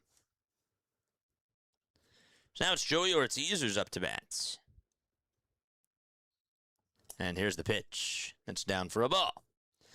Make sure you guys go follow me on all the social media platforms too. We do post on X. We do post on TikTok as well. Got to get back to posting on IG, but we do post on the socials too. There is my social media link. Make sure that you guys go follow me on all of the socials. Where is it? There it is. 1-1 pitch. Grounder. Hit back over to short. And Turner bobbles it again. And it goes out to center field. That's his 2nd error of the day. And there's still 1 out. Just a terrible day on the defensive side for Trey Turner. That ball was just hit right to him. I mean, he had to run over towards his left. Got the glove down. And just missed it. Bounced off the tip of his glove. Oh, my gosh. Toss back over to first, and the throw is not in time.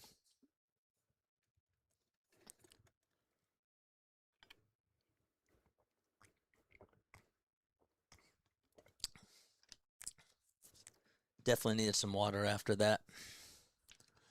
The pitch. That's down for a ball.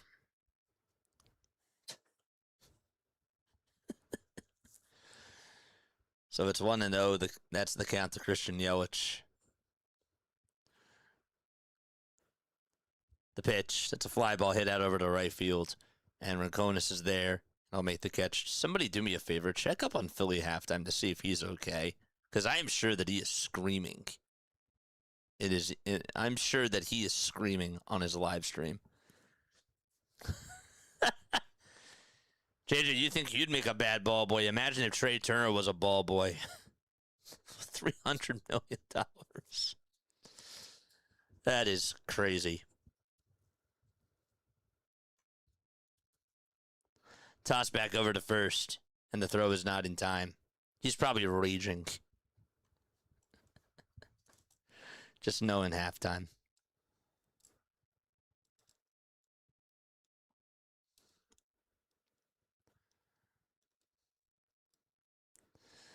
Two outs, bottom of the 6th. And the pitch, that's way inside for a ball. Ortiz will swipe second.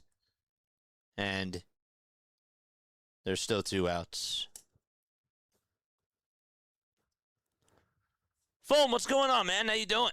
After seeing the new guy throw from right field, I really, really see how much value Garcia had with his arm. Absolutely. You're right. What a pitch. Line drive back up the middle for a base hit. Crawford plays it on the hop, and just like that, that's going to bring home another run, an RBI single for the Brewers. And they are just pouring it on against Andrew Painter and the Philadelphia Phillies, 6-0 in the bottom of the 6th. And Churio gets an RBI single. Halftime is not happy, JJ. What are you talking about? I'm sure he's having a great time. He loves to yell. I actually think personally, he likes. I think he gets such a kick out of like yelling. You know, I really do. There's technical difficulties going on with the NBC cast, so what we're going to do is we're going to go to the MLB app, actually, as we go to the top of the 7th inning. Okay, so let's do that really quickly, and we'll switch feeds. Where are we? MLB. MLB.tv. Actually, here, let's just pull it up over here, right? So they got the final outs. We'll let you know how that happened, but they just cut the feed over on NBC Sports Philly. They're going to go to the top of the 7th right now. They were just having some technical difficulties. So what ended up happening is that Terang flied out over to center.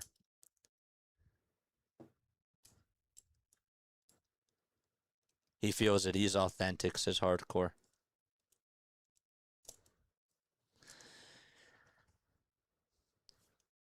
Yep.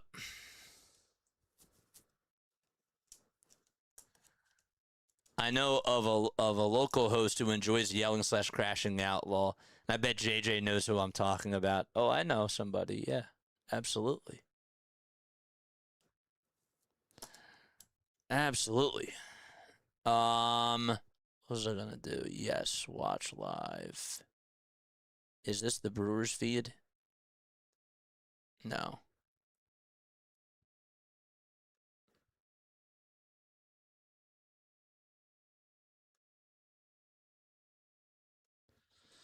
Oh, they just have the radio cast up. Gotcha. Because we're blacked out.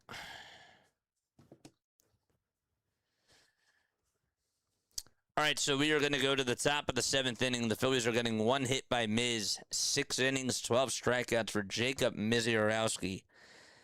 And so, 1 hit allowed. That was just a single by Kyle Schwarber. And speaking of Kyle, he's up to bat next. And on the very first pitch, he fouls off the first one that he sees at 100 miles per hour. And the count is 0-1. Oh, yeah. Where is that? There it is. 0-1 is the count. And here's the pitch. And that is swung on and missed. Good night, everyone. No hope in this one next year, says Dr. MP. Well, appreciate you for hanging out with us, man. I know that it's not the results. We're still going to do trivia. We still got a nice post-game show coming on up. But I do appreciate you guys for coming on here tonight. And I understand. I totally get it. 0-2 pitch. That's going to be taken for a ball. This will be challenged, though. And that is going to be overturned to a strike 3 called. And that is a career high. A career high for Jacob Misiorowski. 13 strikeouts. And there's 1 away in the top of the 7th. Wow. He just has 71 pitches.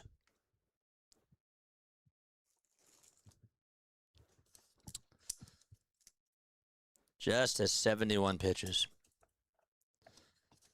Trey Turner is up. And the first pitch, swing and a miss. And Turner looked absolutely foolish on that swing.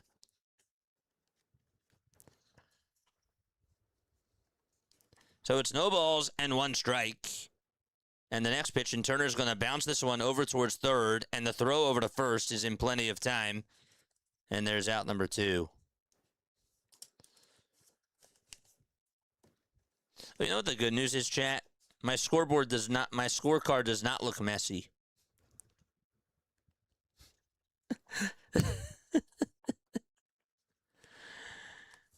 Two outs, top of the 7th. And Bryce Harper is up next.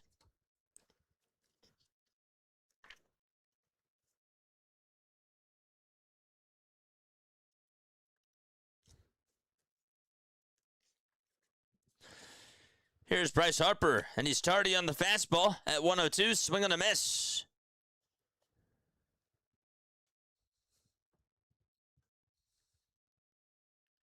Philly halftime is crashing out. Yeah, doesn't shock me. 0-1, this is going to be grounded over towards second. Terang picks it up, throws it over to first, and the inning is over. All right, we're going to go to the bottom of the 7th inning, 6-0 Brewers. And Milwaukee's going to come back on up to the plate. All right, I'm going to ask you a Philadelphia Phillies trivia question, and if you get it right, you will hear this. If you get it wrong, you will hear this. Okay, so here's what I would like to know. Okay, there have been 9 guys who have hit at least 5 homers, 9 Phillies players who have hit at least 5 homers in extra innings. I want you to name me one of the 9 players who have hit at least 5 home runs in extra innings.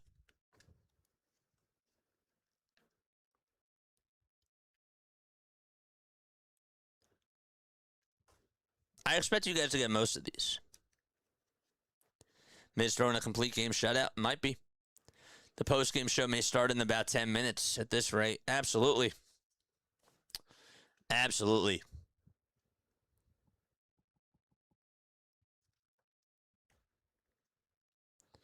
Most extra inning home runs in Phillies franchise history. There have been 9 guys who have had at least 5. Jimmy Rollins. J-roll is incorrect. Mike Schmidt. 9 homers in extra innings for Michael Jack Schmidt. That's the most. Chase Shugar is going to pitch 17 games, a 3.48 ERA, and 20 2/3. Mike Schmidt's right. 8 more guys. Richie Allen. Is Richie Allen on the list? No, he is not. There have been 9 Phillies players who have had at least 5 or more homers in extra innings. Howard. He's tied with Schmidt. 9 homers in extra innings. That's the most. Utley. Chase Utley had 5. Bottom of the 7th. 6-0 Milwaukee. And the first pitch is outside for a ball. John Kruk. Incorrect. No balls, 1 strike to William Contreras. And the pitch. That's taken down for a ball. Ashburn. 1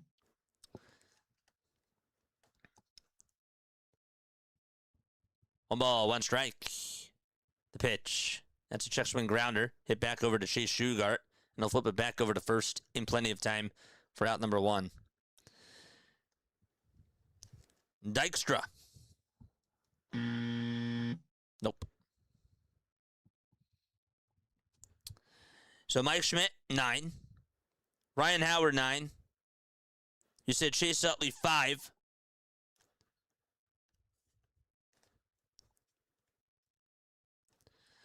One out, bottom of the 7th. If you say the answer, I'll give it to you, and then I'll reveal the rest when the inning is over. Abreu. This is the last one that I'll do that is incorrect. The ball is 1 strike. If I don't say the name, that means that you're incorrect.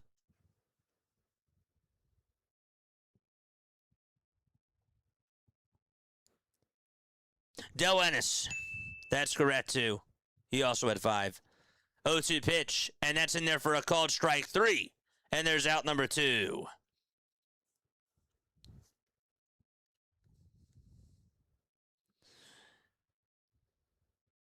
So what's that now? 5.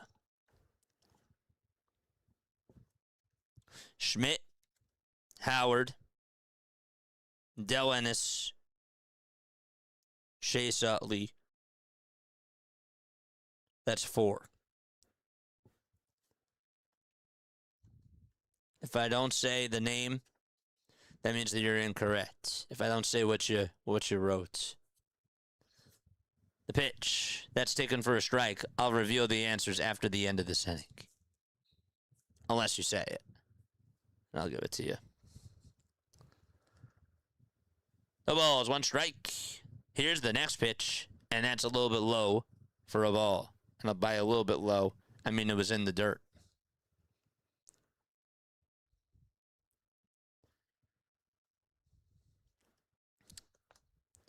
One ball, one strike. 8 seconds are left on the pitch clock. The 1-1 pitch. And that misses down and away for ball 2. The Nationals finally got started. They're in the top of the second. It's a 3-0 Seattle game. It's supposed to start at 6:40. 2-1 pitch. That's going to be flied over the glove of Bryson Stott. And it'll get out over to right field for a base hit. There's a 2-out single here in the bottom of the 7th inning. 6-0 Brewers.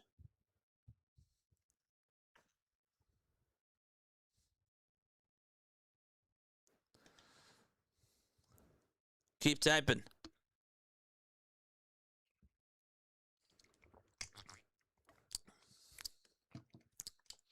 Think power hitters. Think like Phillies power hitters. The pitch. That's in there for a strike. Garrett Mitchell is down in the count 0-1. So again, we got Schmidt, Howard, Ennis, and Utley. 0-1 pitch. That's a line drive hit out over towards left field. On the run is Marsh, and he will make the catch for out number 3. All right, so that is going to do it for the 7th inning. We're going to go to the top of the 8th. 6-0 Milwaukee. All right, the answers. Okay. What are the answers, JJ? Darren Johnson. Incorrect. Baboon or Bowen? No. Okay, so we're just going to review it. Okay, so Mike Schmidt and Ryan Howard have the most career home runs in extras with 9. Right? Dick Allen has 6. Nobody mentioned Dick Allen. Dick Allen had 6 in extras. Somebody said Pat Burrell. Pat Burrell, Chase Utley, Cy Williams, Del Ennis, and Gavy Kravitz had 5 career home runs in extra innings. And they are all tied for 4th. So those are all of the 9 batters who have 5 or more homers in extra innings. Who did you say? I said Dick Allen. I missed that. How come it didn't show up? I must have missed it. I didn't see you said Dick Allen. It didn't show up. I saw Del Ennis. Let's see. Did you say it? King Kyle. I didn't see it. But yes. That is correct. Richie Allen. Yes. Oh, sorry. I did see that. Okay, that is technically correct. I always forget that he also goes by Richie. That's his actual name, too. But yes, that is correct. If you did get that, that's awesome. Sorry. But anyhow, that's the trivia for today.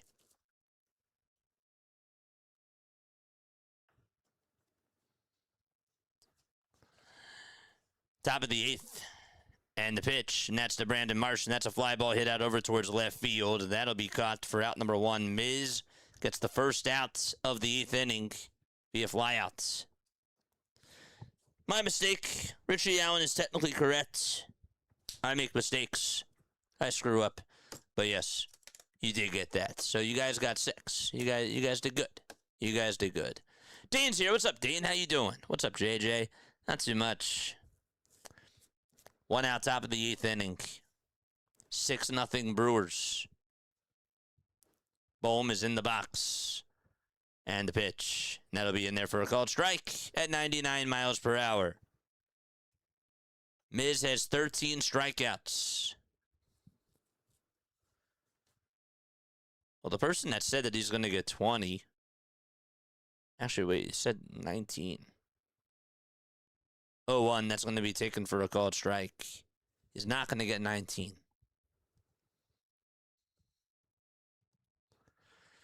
So this is challenged by Contreras, and the call is confirmed, and it's 1 ball, 1 strike in the top of the 8th inning with 1 out.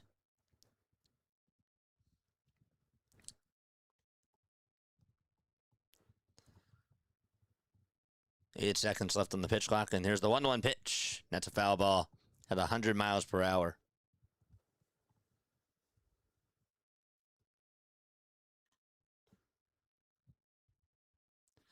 I appreciate it. Yep, I'm not perfect, but 1 ball, 2 strikes. That was fun, though.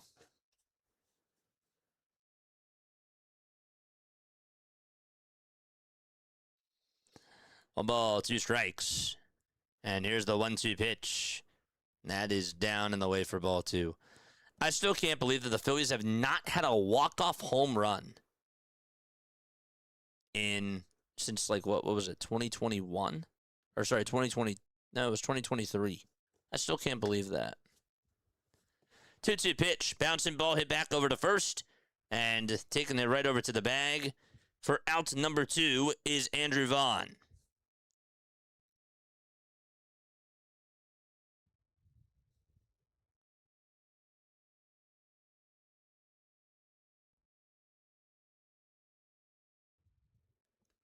Yeah, their last walk-off home run was Kyle Schwarber. And that was a tie game. It was in June of 2023.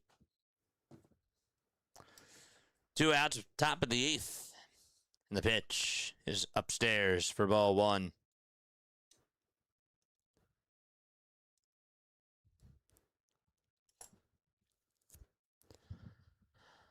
One ball, no strikes. Misiorowski with 82 pitches.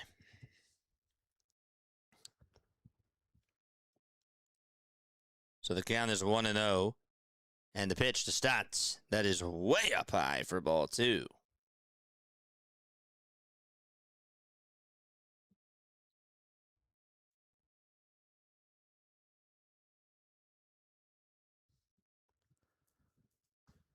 The 2-0 pitch to Stotts. That'll be in there at 99 miles per hour for strike 1.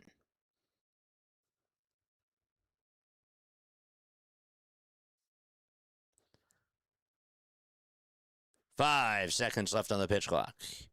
The 2-1 pitch and a fastball down the middle for strike 2.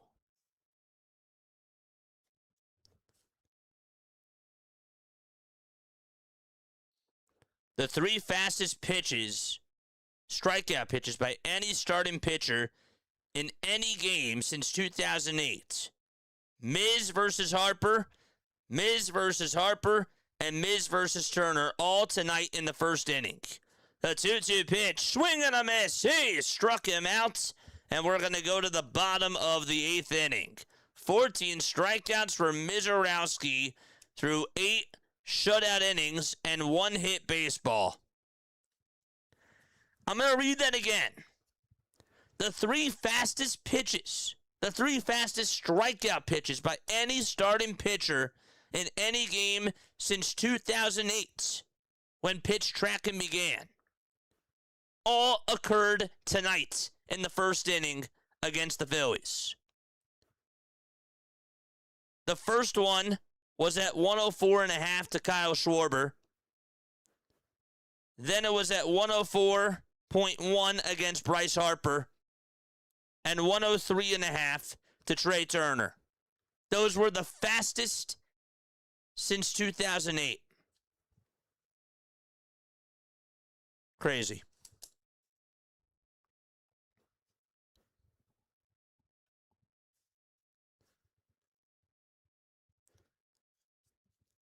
Here's another stat. Jacob Misiorowski tonight has thrown 36 fastballs at 101 miles per hour or harder in tonight's game.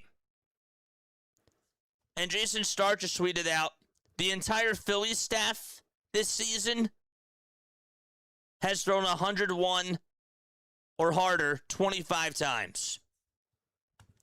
Jacob tonight did it 36.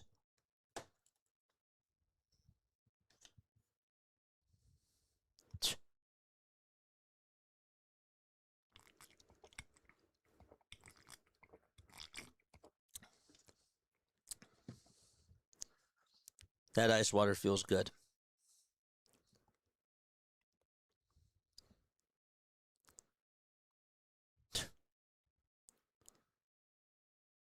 Unbelievable. I think we can safely say ever, pitch tracker or not.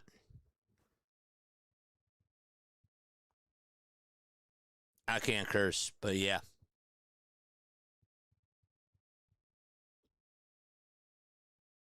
That's what we're seeing tonight. Tim Mays is going to pitch the bottom of the 8th inning.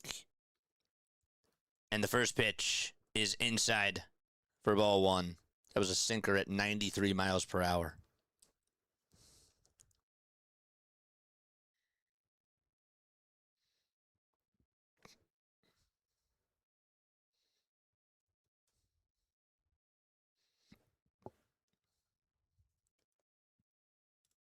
One ball, one strike. Bottom of the 8th. And here's the pitch. And that is outside for ball 2. Justin says, Icewater, you mean that stuff running through Miz's veins right now? Man hasn't even broken a sweat. What's the temperature over there? Like 86? 2-1. That's going to be chopped foul.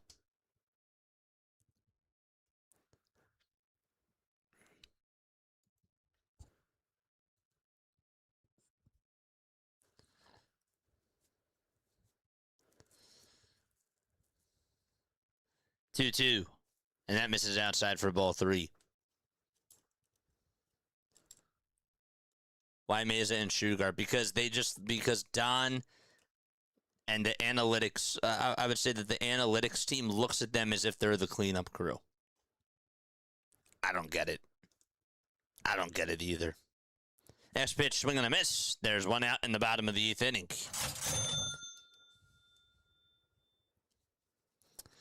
One gun in the bottom of the 8th.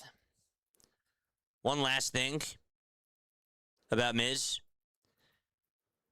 He's up to 11 strikeouts at 100+ miles per hour today. That's 2 more than any other pitcher in a game under tracking since 2008.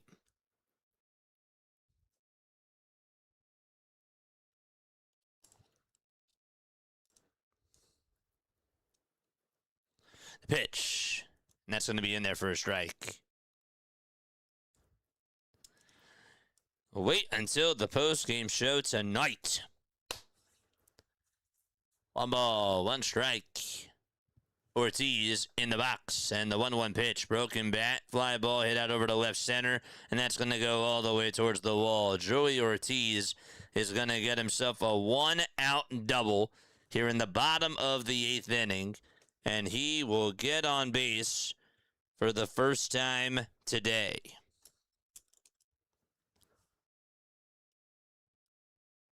One hitter from Mays on top of everything else is just crazy.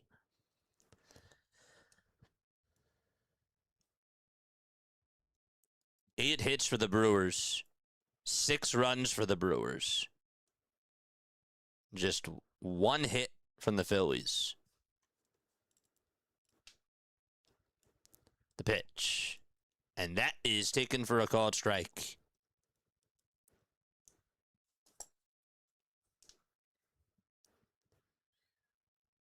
No balls, 1 strike. 0-1 pitch. That's a foul ball.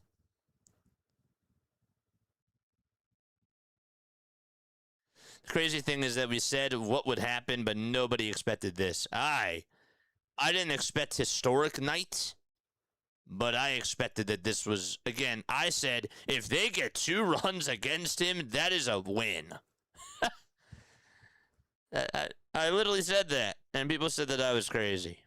I remember I had somebody, after the game was, after we did Diamond Zone or whatever, and I was wrapping up, and I was talking about a little bit about the game tomorrow, which ended up being today. Somebody messaged me, and they said, you mean that they're only going to put up, you take that as a win to get 2 runs against Miz? Like, I forget like what he said, but he was like, that's so crazy. Like, that's childish. Something along those lines. That was just to put it nicely. 2 balls, 2 strikes. 1 out, bottom of the 8th. and the 2-2 pitch, and that is fouled away.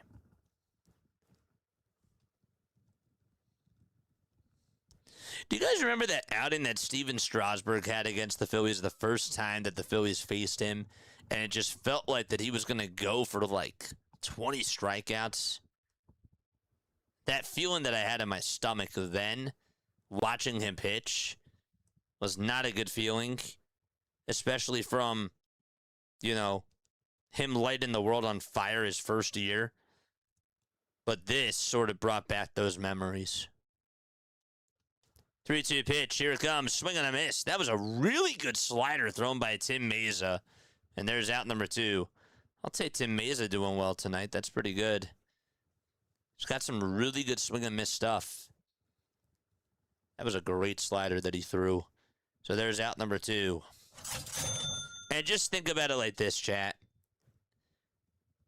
How we're watching Christopher Sanchez and how he's must-watch TV. This is how other teams, when you look at the Brewers, think about how we felt about Christopher Sanchez and think about how they feel about Miz. They're like, yeah, you don't stand a chance. 1 ball, no strikes. Bottom of the 8th, 2 outs. And the pitch, that's a foul ball. Grayson says, hi, JJ. What's going on, man? JJ, that's a guy that didn't get picked on at recess. I don't even bother. I try to ignore, comments and, I don't always even look at, like, my Twitter DMs or even sometimes my hotline. I can see, like, people write some crazy stuff.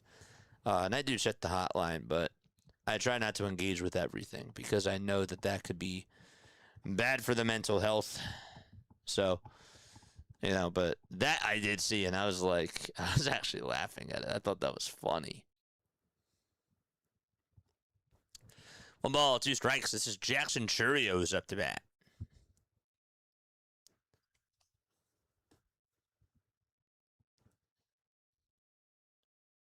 Two away, bottom of the 8th, and the 1-2 is going to bounce in the dirt for ball 2. Let's see, did we get to 2 undo tonight? Thank you all again for those of you who have stayed on to watch. We still got 332 people watching. I will take that. That is amazing. Wow. That is dedication, man. 2 balls, 2 strikes. And the pitch, that misses high for ball 3. Thank you so much. That is huge.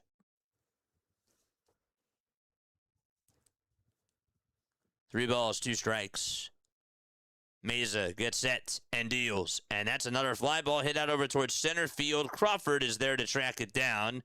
And he will make the catch. And we are going to go to the top of the 9th. And there is Miz going back out there for the 9th inning, getting a standing ovation from the Milwaukee faithful right now.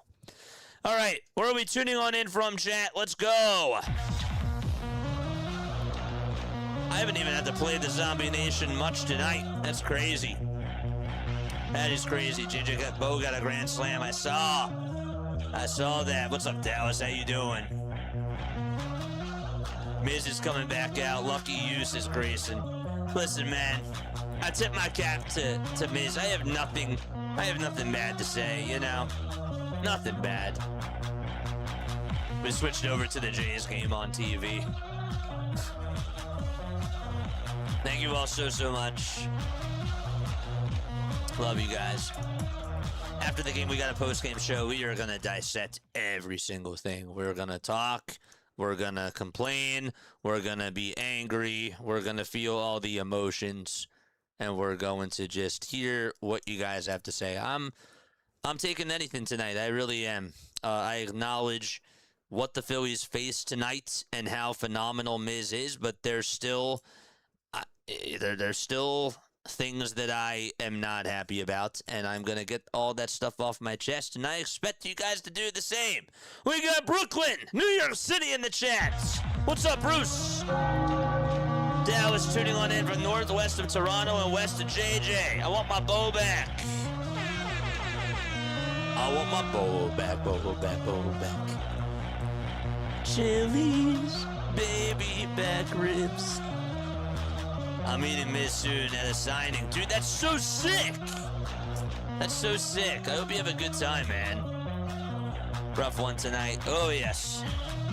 Oh, yes. But we still got 330 people tapping on in. That is impressive.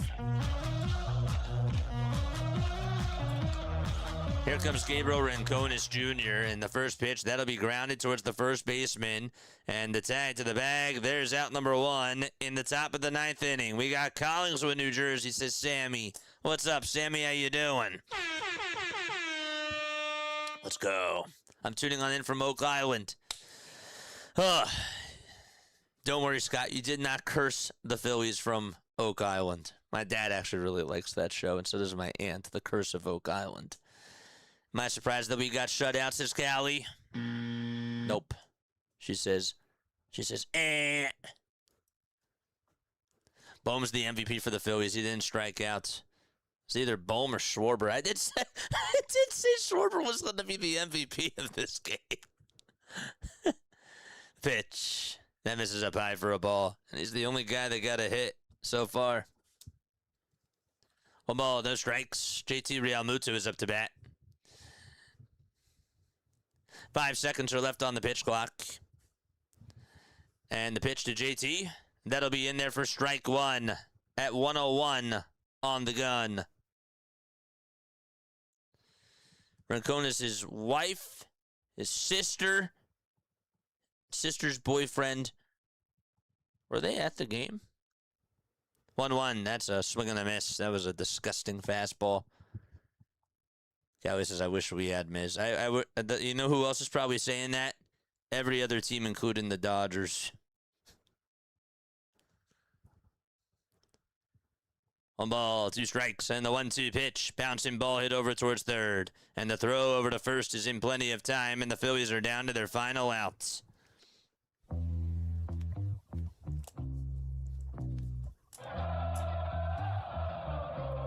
"91 pitches.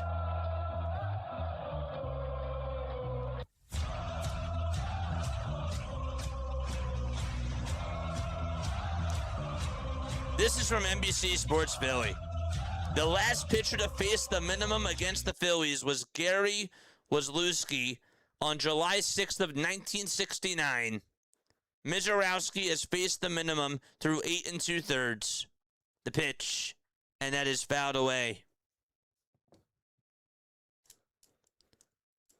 27 batters. Unless Crawford gets on here. The ball is 1 strike. The 0-1 pitch. And that misses outside for a ball. Now this, just saying, if he gets on here, that's a good trivia question.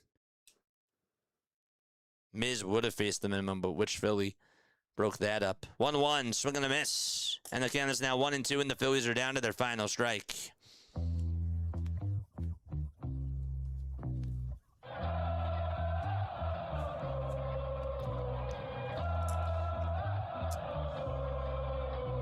One ball, 2 strikes, and the 1-2 on the way to Crawford. Swung on and missed. 103, and the ball game is over. The Phillies get 1 hit by Jacob Misiorowski. He goes 9 innings. He gives up 1 hit, no runs, and he strikes out 15 batters. The best performance of his career by far. An American Family Field is on fire tonight. Boy, oh boy, what a game. And obviously looking at this from the other side, I'm looking at the box score right now, right? 1 hit. The Phillies were 1 for 27 today. No walks, 15 strikeouts. Every batter except for Alec Bohm struck out. Harper grounded into a double play. No runners left in scoring position. Not one. That was the Phillies offense today.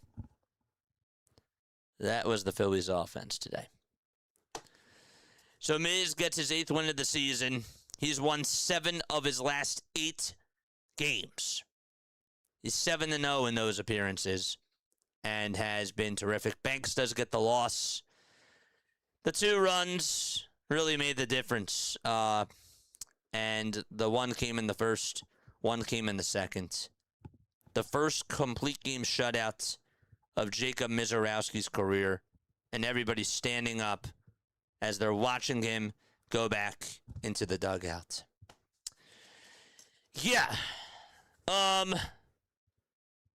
Fire away. Fire away. One word to describe that game. Keep it clean.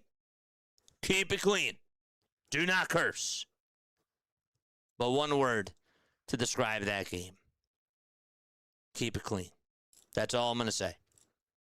I'm ready to take words. And then I will give you mine. I will give you mine.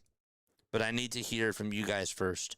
One word that you would use to describe that abysmal offensive effort from the Philadelphia Phillies and just a masterpiece of a performance from Jacob Misiorowski.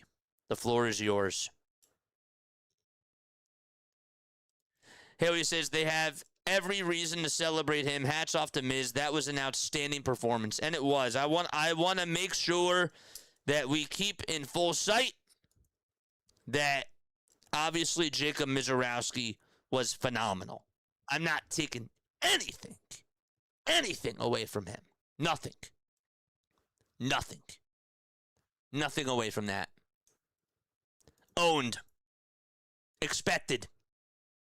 Eagle says inexcusable. Yuck.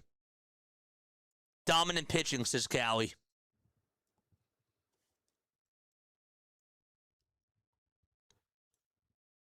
Expected.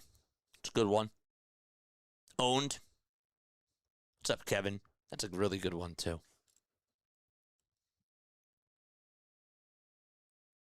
Mizzed. You got mizzed. I think that baseball fans are going to start saying that. Ha, you got mizzed. Ryan-esque.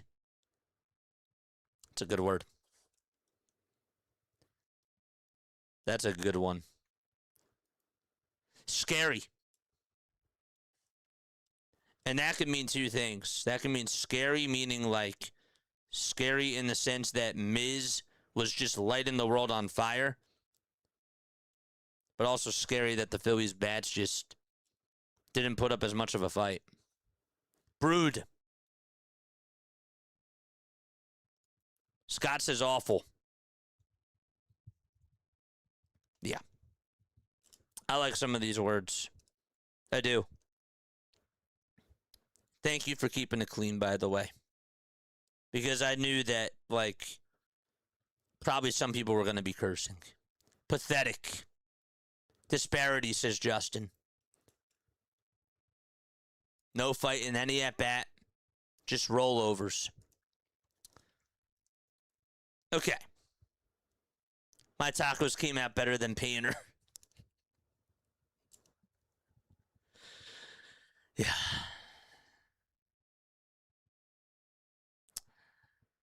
I have thoughts. Here's what I'm going to say. So my word is cooked.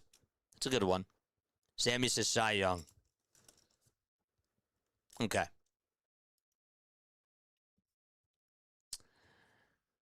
Yeah. This one is a little bit tough to process because as a baseball fan, I'm thinking to myself, like, that was a masterpiece. That was an absolute masterpiece of a performance from Jacob Misiorowski. Okay. This kind of reminds me a little bit. I don't know how else you can put it. This is, you know what this is like? This is like watching Joel Embiid put up this is like Kobe putting up, maybe it's not like this, but this is like watching Joel Embiid go off for 70 points. I wasn't going to say 81 from Kobe. I think that that's a little bit different, especially with his era and how he did it. But this was like watching Joel Embiid go up for 70 points in a basketball game. And I say that because what Joel Embiid did that night, only attempting 1-3, and him knocking down all those shots, like he was unstoppable. Every time that guy got in like a one-on-one situation, you were cooked. You were cooked, just like what Lou said. The Phillies were cooked against Jacob Misiorowski. Heading on into the game, I said if they get 2 runs against Miz, that's great. That's great. I said that because you talk about the 3 best pitchers in all of baseball right now, Christopher Sanchez, Shohei Ohtani, and Jacob Misiorowski. And I think right now it's in that order. I think Sanchez is number 3. I think Ohtani's number 2. And I think Miz is number 1. Especially after the performance that Jacob Misiorowski had tonight. Okay. I read you the stats. It was historic. What he did in that first inning, the Phillies just did not stand a chance. They did not stand a chance. And this sucks because when you're on the other side and you're a fan of watching this baseball team, you're sick to your stomach. Because you want to be angry, and because you want to feel frustrated, and you want to feel like, man, I want to rage. I'm so upset with this team and how they performed against Miz. And again, there's things that I'm not happy with. I will get to that during the postgame show. But I also, again, just have to admire this was a special performance by one of the best pitchers in recent history. I'll say that now. And what I mean by that is I'm going to say, like, 2020 onward, like, this guy is really doing stuff that is unheard of. And we were talking about Christopher Sanchez in the Cy Young race. This is such a historical pitching season. Like, really. You have to really understand, like, Christopher Sanchez chasing the record for shutout, or, you know, for shutout innings was insane. What this guy's doing, firing all these pitches over 100 miles per hour, is ridiculous. He recorded the fastest pitch today, 105. He's throwing 104. And yet, by the way, at the end of the game, he's still throwing 103. That's like unheard of. And then you don't know when the curveball's coming on in. And you have to think about that too. You know how we said before how batters know when that changeup is coming from Christopher Sanchez, but they don't know how to hit it? Batters know when his fastball's coming. The funny part is, though, is that he could throw a cutter at 99, and the lowest velocity that his four-seamer hit was at Andrew Painter's top velocity in the first inning. 99. The second inning. Started off the second. The fastest pitch that Painter threw was at 99. His lowest pitch that he threw was at 99. Let that sink in. That's Jacob Misiorowski. It's been a historic season for starting pitchers. And that guy is just on a whole nother level right now. One last thing about him is that he lowered his ERA to now a 1.34. I think it was at a 1.37. Nope, it was at a 1.5. Now it's at a 1.34 after tonight's game. I will get to the things that I'm not happy about, but again, I have to just admire what we saw because that was historic. But again, as a fan, it sucks being on this side of things.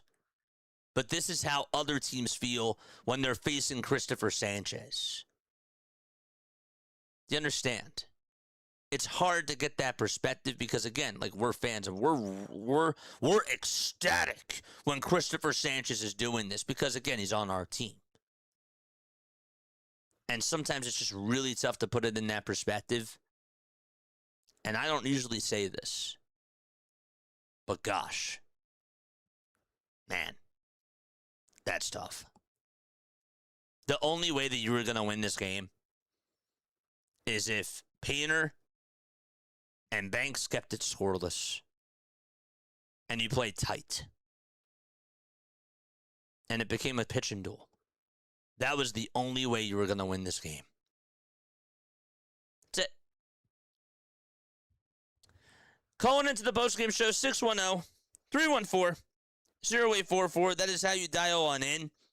I really want to hear your thoughts. I want you to scream. I want you to be mad. I want you to feel sad. And I want you to express all the emotions that are running through your mind to me, because I feel like that every single emotion is valid. I do. I really feel that way. I will get to the things that I was not happy about while acknowledging how phenomenal Miz was. Because, again, if you're like, well, JJ, you're not being tough. Like, yeah, Miz was great, but these Phillies bats tonight were terrible. There's more. There's more. There's more that we have to discuss on the other side to just get all of our emotions out, because this is therapy. This is one of those nights that's therapy for you and I. I think I said this, like, I only played Zombie Nation tonight 3 times. I don't even remember. Does anybody remember me playing the organ? I think maybe I played it once when Kyle Schwarber got on.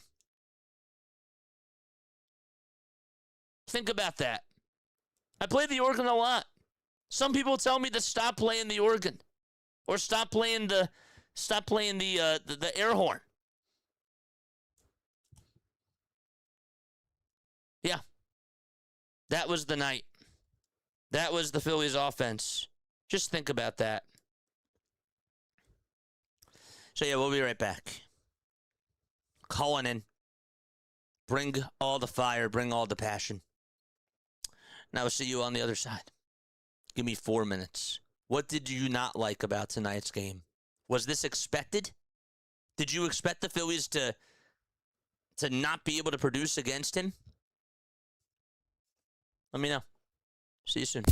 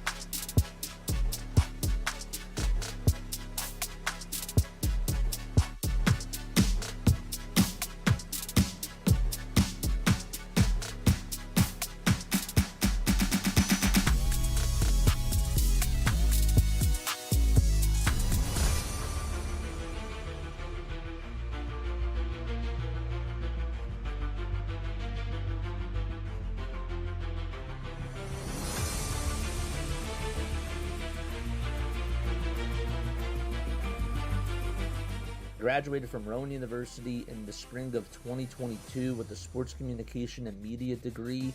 I got to actually call minor league baseball and G League basketball games while I was in school. And then I graduated, and as soon as I graduated, I went to NFL Films in Mount Laurel, New Jersey.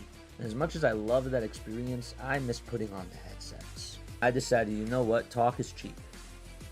I have a laptop that's in my house, and so 21 months later, here we are, still on YouTube, calling games and building an incredible, loving community on here with the people that I call my Philly freaks with a capital P and a capital H. We go live for every single Phillies, Sixers, and Eagles game, and we do it like old school radio play-by-play style. I'm Jason Joseph, and this is Play-by-Play with JJ. I showed a swung on, barreled out to right field. Bye-bye baseball. That baby is long gone. Yeah, hello everybody. Hopefully you're all doing okay. Hopefully you've gotten a little bit of time to breathe after that historic performance from Jacob Misiorowski.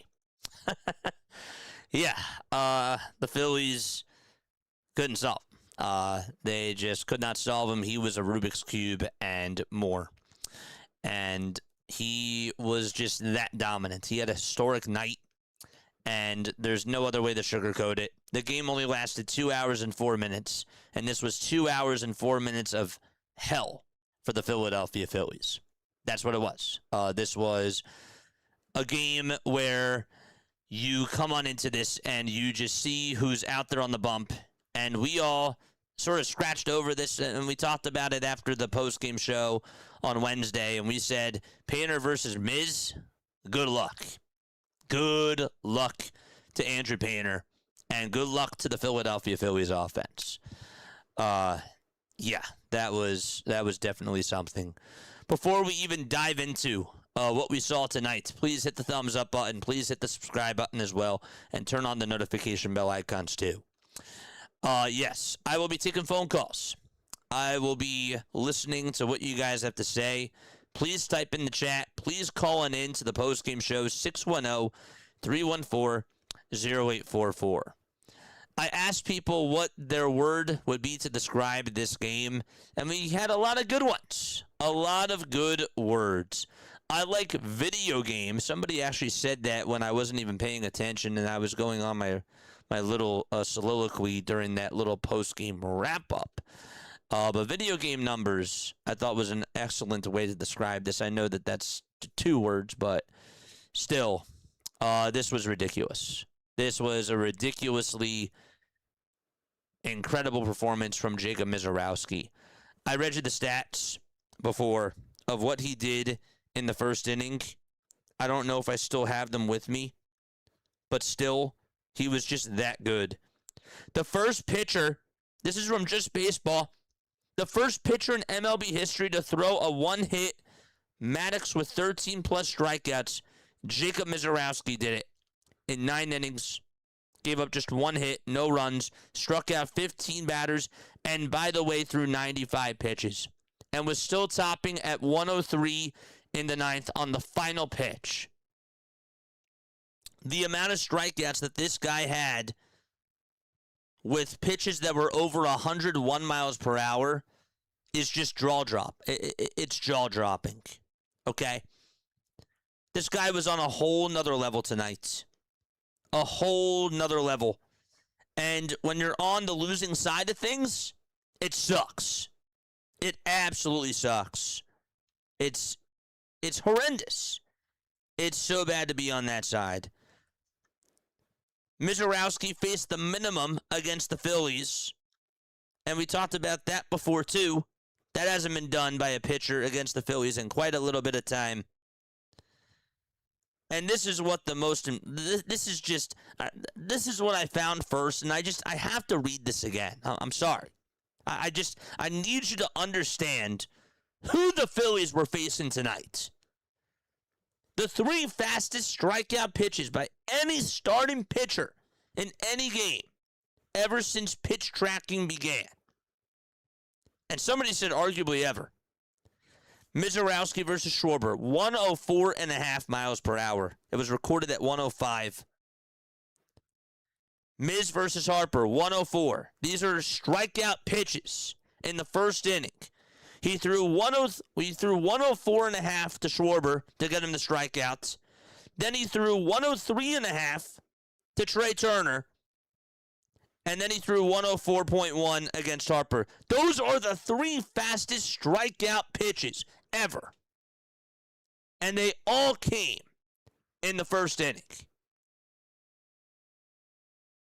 How the heck do you hit that? How? How do you hit that? Now, this is what I want to say. Okay? Because while history was in the books tonight for Miz, I have to say, from a Phillies perspective, okay, I am sick and tired of watching Trey Turner on the field. I can't take it. I've had my things with Alec Boehm, too. You guys even heard me lash out during the middle of a game earlier in the season with Alec Boehm over at third base defensively. Alec Boehm is making trades. Alec Boehm, with his defense, is an all-star compared to Trey Turner with his defense over at short. That's where we are. He's misplaying ground balls over at shortstop, where the ball, he puts the glove down, he'll slide over towards his left if he has to, and the ball just hits the tip of that glove. Or sometimes he just completely misses it. We talked about the one-hoppers and the high bouncers. That guy sucks at the high bouncers. He either gets the glove too high or it's too far down. But we're watching regular, routine ground balls hit over towards this man's way. And he just can't do anything. Andrew Painter did not look good today, and I'm going to get to Andrew Painter in a second. But gosh, there was a time where I actually gave Andrew Painter a lot of credit. And it was during the second inning, right? Was that the second inning? Or was that the fourth inning? It was the fourth inning. I have it right here. Garrett Mitchell, with one out after a walk was issued by Painter.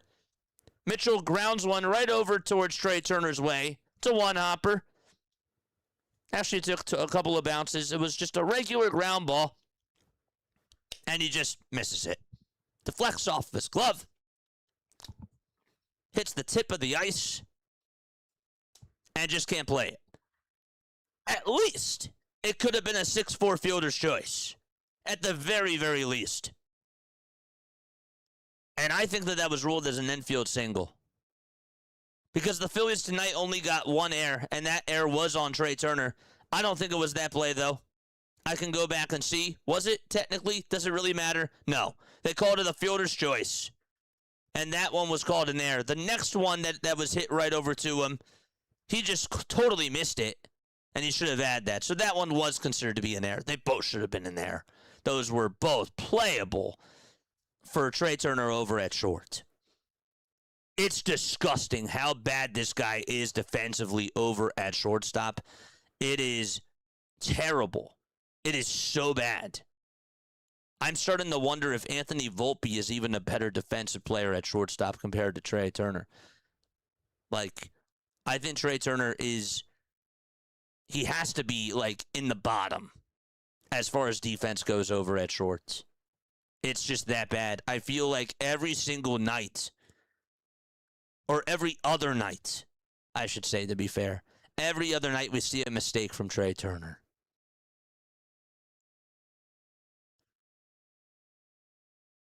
Every other night. And that's just fielding. We're not even talking about his arm. We're not even talking about the lack of arm strength that guy has over at short, because that's horrendous too. This is terrible. This is so bad. And I was also really disappointed too. And I don't necessarily know if this is a Trey Turner thing or a Don Mattingly thing. But gosh, it's a 2-0 ball game. Schwarber gets on with a single. I'm sorry.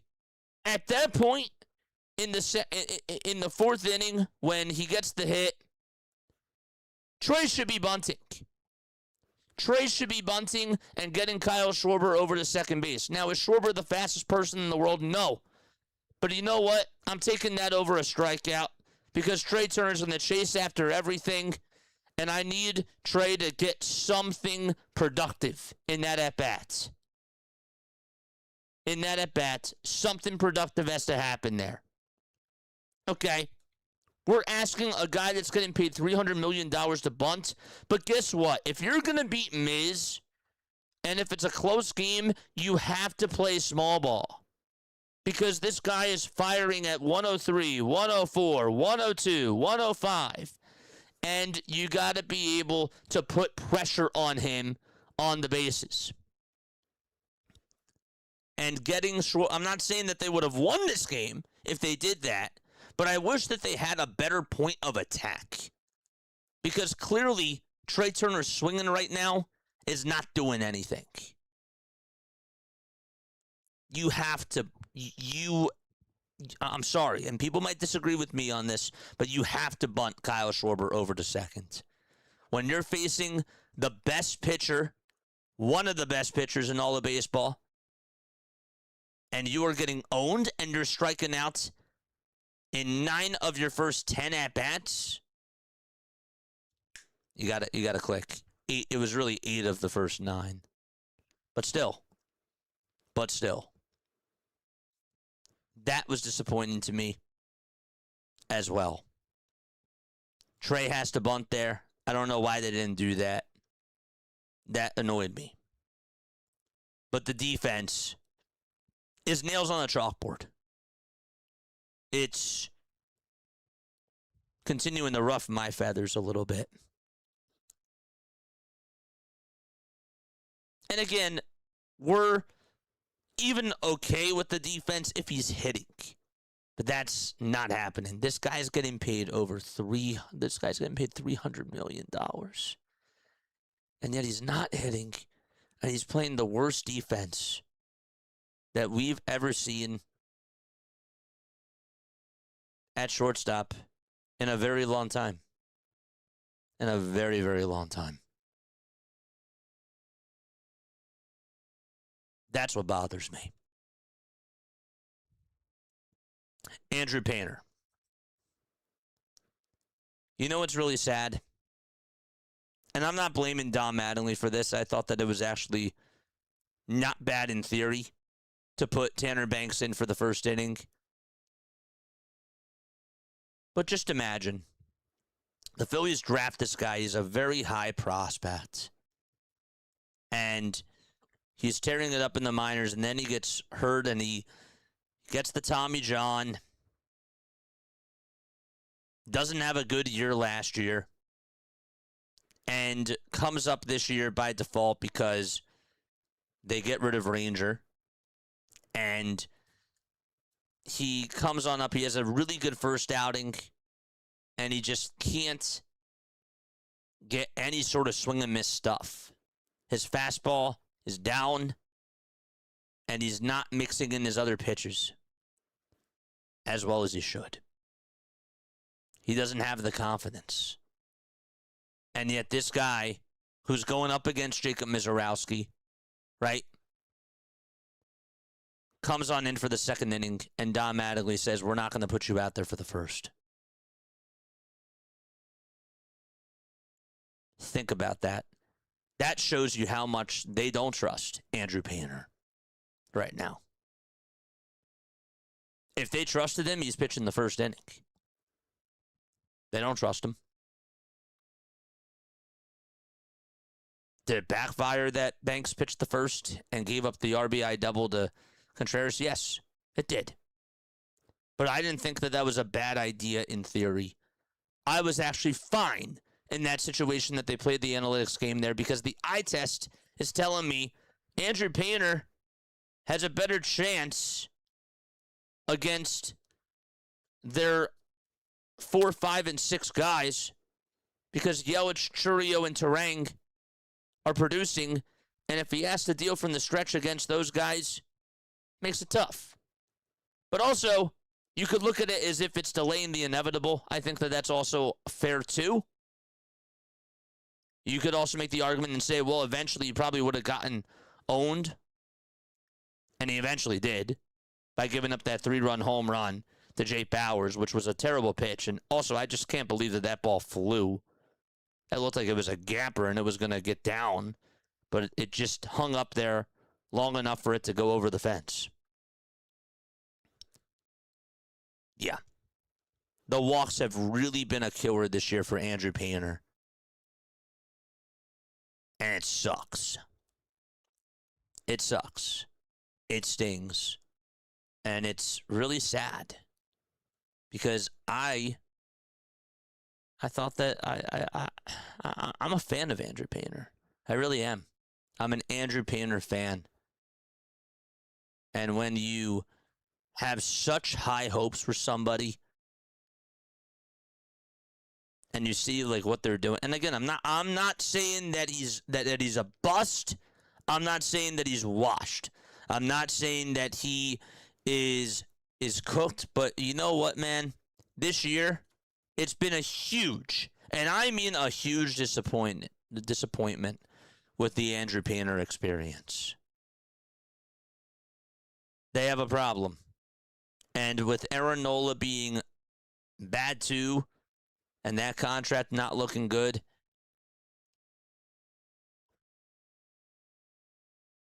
there might be another need for another starting pitcher. It's bad. It's not good. And I'm just really disappointed. I really am. I gave him credit when he got out of that second inning because he actually had a really good sweeper that was going tonight, and then for some reason just left a couple of pitches hanging out over the middle, and that one to Bauers was just a terrible pitch. Not even close to where JT wanted that pitch to go. I don't want this to get swept under the carpet either. But just to sort of throw a dagger into things, JT blocking that pitch, he has to block that, okay? The 9th inning the other night, I looked at it again. I could kind of understand. Yes, that was tough to block. I said in real time they should have blocked it. I was wrong, okay? I looked back at it again. I admit when I'm wrong, and I just admitted I was wrong there. But this was a blockable pitch. That second run that was given up on that wild pitch, that was bad. That was bad. I thought that the game was pretty much like I thought that it was going to be really tough for the Phillies to put up runs after they gave up that second run there. That second run was like, all right, game over. This game was 2 hours and 4 minutes, chat.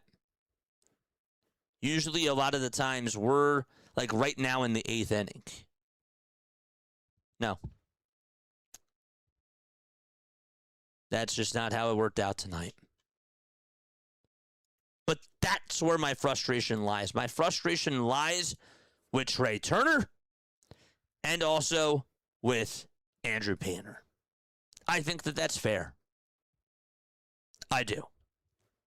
Those are the two guys that I'm very disappointed in tonight that I thought really were awful. And again, I think that they should have bunted with Trey after Kyle Schwarber got on with that single. At that point, you might look at it as waving the white flag mentality. I don't look at it that way. I look at it as if I'm trying to get a run against Jacob Misiorowski, and while, yes, we have to try to keep it a close game, you win this game by keeping it close. It's not playing safe. It's being aggressive. That's how I look at it. That's the way that I look at that. So, that's my thoughts on the whole thing.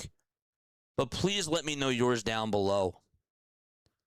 I can acknowledge that we saw a historic performance tonight, and I take nothing away from Jacob Misiorowski because that was sensational.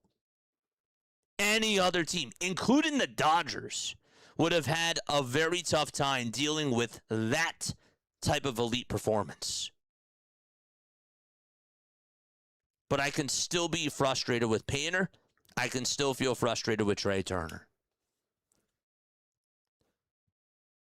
And also, by the way, coming on into this, let's also not forget either, just to sort of put more of a dent into things, that Adolis Garcia is not out in right field anymore. And you could actually even see, somebody said it tonight in the chat, and I thought that they were so right about this. When there was a ground ball hit over to Gabriel Rincones' way, that runner, it wasn't a ground ball. There was a fly ball, the RBI double that was hit by Contreras. I think that if Garcia's out there, Yelich stays over at third base and doesn't even bother to come home. Essentially is what that person said. Essentially.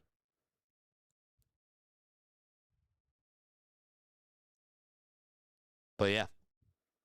And we've been really tough on Garcia at the plate. Never said he was a bad defensive player. And even if he comes back, my gosh, gonna still have concerns about that, about his injury. But they are gonna miss his defense. His defense was valuable. But that just goes to show, again, when Gabriel Rincones was out in right field and he's making that throw, they don't care. They're like, okay. Get us out, I dare you. They weren't afraid to run off of him. Not afraid. Also, for Gabriel Rincones to make his debut tonight against Jacob Misiorowski, you know, he looks like if he gets a hit off of him or a home run, he'll remember that for the rest of his life. But for him to just go out there and this guy's throwing that fast, it's tough. It's tough for you to be able to make a name for yourself there, and that's like a welcome to the major league moment, and you're getting thrown into the fire there, which I'm not necessarily opposed from Don doing that. I'd rather have him than Derek Hill, to be honest. Let this guy get experience. Let this guy grow. You know?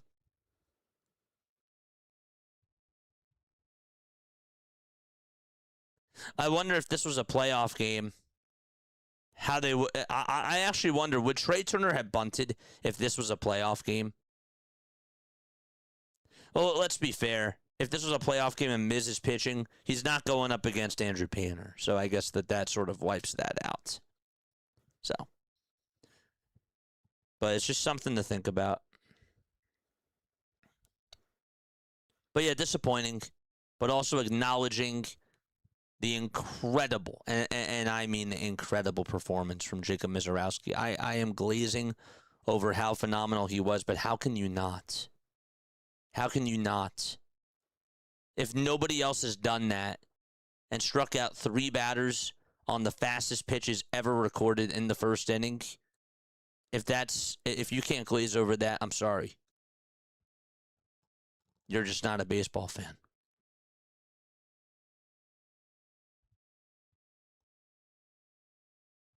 (610-314-0844). Let me know what your thoughts are about this game. I do really want to hear from you guys. I think that you guys have every right to feel however you want to feel, whether you're frustrated about this, because it's sad. But I also feel like I can't get overly angry at the team because of how historic this was. And what we saw out there on the mound tonight was special. It was. But let me know. Chris, what's up, Chris? We'll take your text message first. Brewers fan here, but I don't know what anyone would expect out of their team. That's fair. Miz is a lowest average velocity in an inning was 100.1 miles per hour in the 8th inning to his average being 102.6 in the ninth. I hear you loud and clear. I'm not taking anything away from him. Because what is your team supposed to do? What are you supposed to do when he's doing that out there? You got to keep it scoreless. You have to keep it scoreless. Got to go toe-to-toe with him. Do you guys realize, and again, how many times did I say tonight that his fastball was rising? There was one pitch that Brandon Marsh had. It was, I believe it was a 2-strike count. And the pitch that he struck out on, it looked like it was going to hit the top of the zone. And that's where Marsh was thinking it was going to be. But it was just a little bit above the zone. And he just swung right through it and underneath it. And I also, at the same time, have to give all the credit in the world to William Contreras. We talk about how great JT is at calling a baseball game. William Contreras, for him to catch all those pitches at over 103, 102 miles per hour, and even, like, more than that, to catch those pitches and to call for those curveballs and those sliders, he called a phenomenal game. He did. How the heck can you hit that? It's untouchable. That was the definition of untouchable. His fastball moves like I've rarely seen before. One of the best games I've ever seen. He's 24 years old. You're talking to, and again, not to age you, but like you're talking to somebody that's been watching this game for years. For years, like for decades. And he just said right there that that's like the one that's one of the best games he's ever seen. And honestly, that probably is one of the best games that I've seen.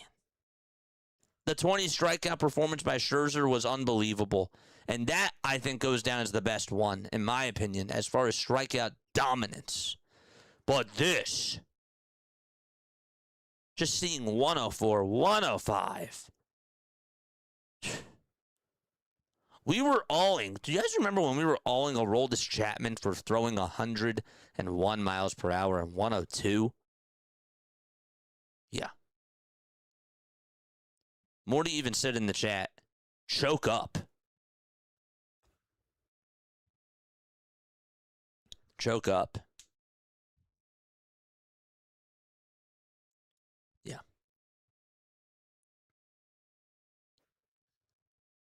What a game, JJ. Chris's team. Chris, this team just had a terrible game. They couldn't have even gotten a hit if they used a car as a bat. Just Philly Sports on top.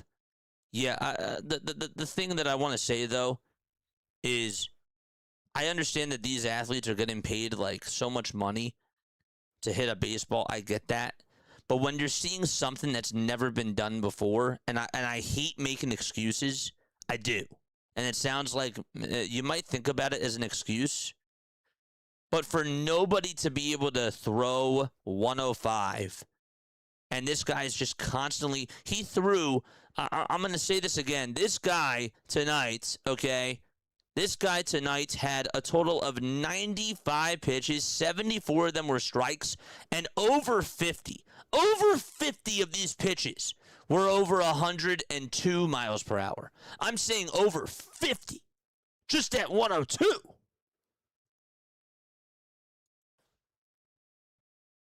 Is that the Phillies' bats not showing up, or them not showing any effort, or is that just dominance? There's a difference. There's a difference. Most of the slop came from Trey Turner's fielding. And that's fair. That is so fair to critique. Trey Turner's fielding, Andrew Painter's pitching. I would even say, at this point, I don't know why Shugart and Tim Mesa are a part of the cleanup crew. I don't like that. I personally don't. I trust Mesa over Alvarado still. That's where I am with it.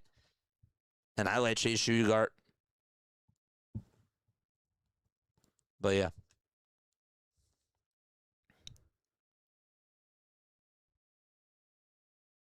That was a masterpiece. 15 strikeouts, 9 innings, 1 hit. How do you hit that? How do you hit that?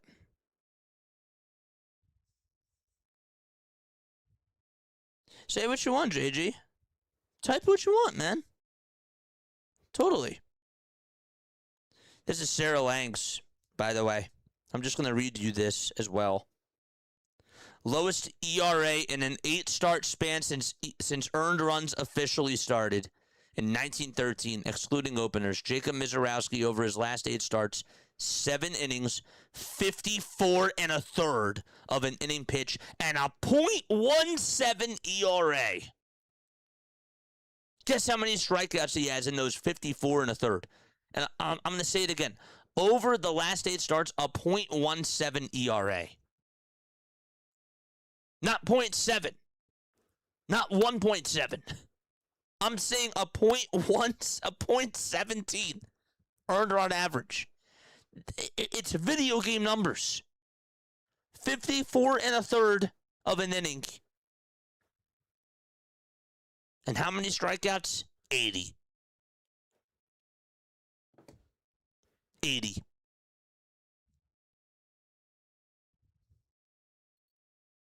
Strikeouts. 2 hours ago, Jason Stark said, The Miz has already thrown 30 fastballs at 100 plus tonight. And that was just the 4th inning. That was just the 4th inning.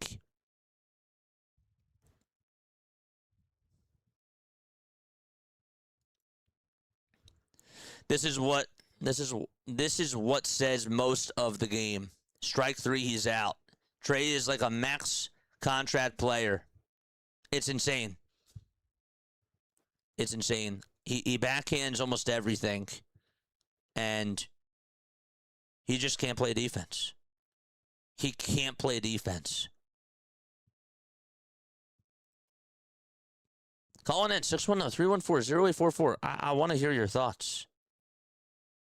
I did say coming on into the series, I am thrilled if they take 2 out of 3 against the Brewers. I'm still thrilled if they take 2 out of 3 against the Brewers because I'm not sleeping on Kyle Harrison.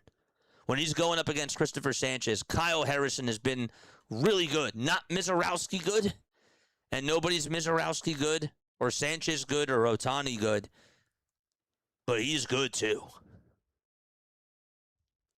He's had a phenomenal season. If they get a win against Kyle, I'm very happy about that. And if they win tomorrow with Aaron Nola out there, I'm happy with that too.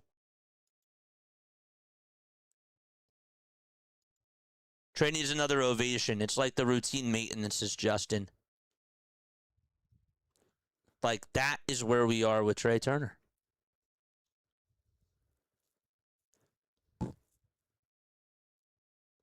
Oh, no, we're seeing him on Sunday. We're seeing him on Sunday, B. Thorne. He's pitching Sunday against Christopher Sanchez. That's why I'm happy if they take 2 out of 3 still. This game, I did not expect them to win. If you expected the Phillies to win this game, I don't know what to tell you. I don't know what to tell you. If you expected them to win this game from a realistic perspective, yeah. I don't know what else to say. But Harrison is pitching. And that's not going to be easy either on Sunday. They could win tomorrow. But they're going to have to put up runs.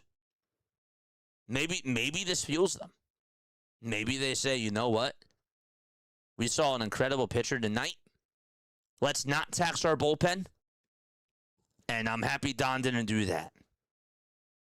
Because they need everything tomorrow.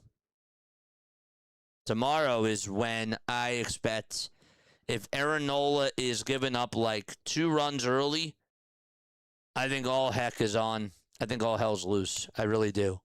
And I think that they do whatever they can. They manage this like it's a playoff game tomorrow. That's how I look at it.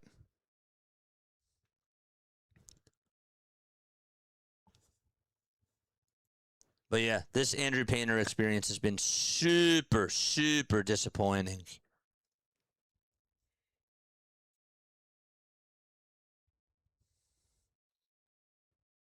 Let me pull this up. 1 second. 1 second.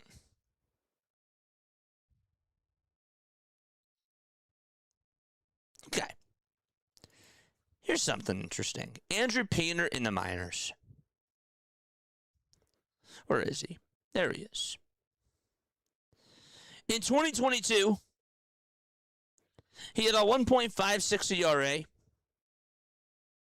He played with Clearwater, Jersey Shore, and Reading.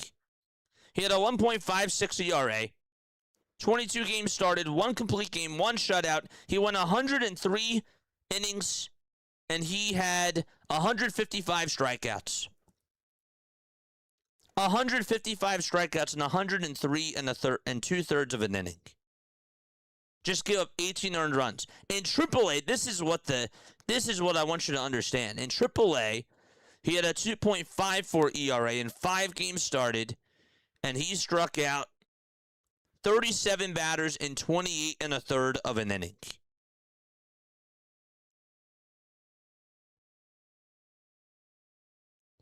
So then he misses 2023. Then he misses 2024, and he comes back in 2025, and his ERA in AAA was at a 5.4. In high A, it was at a 3.97. So in high A in 2022, it was at a 1.4. Well, to be fair, he only pitched in like 2 games, but just think about that. How many games did he pitch? Actually, he pitched in 9 games in high A. He had a 1.4 ERA in 2022 in high A. And in 2025, last year in high A, he had a 3.97.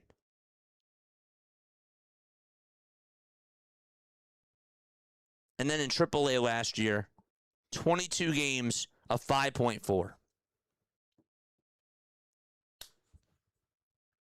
But he was ready. They told us. They said that he was ready. He was ready for this year. I heard it from Dave. I heard it from Rob. He's ready.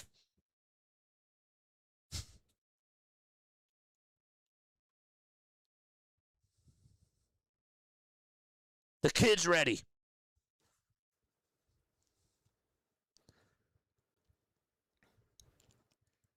Kind of reminds me a little bit of younger Justin Verlander. That's a really good comparison when we talk about Jacob, when we talk about Miz.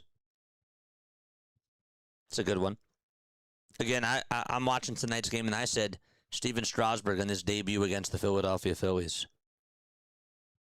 Watching him just dominate on that hill. That's what it gave me memories of. That's what it gave me flashbacks of.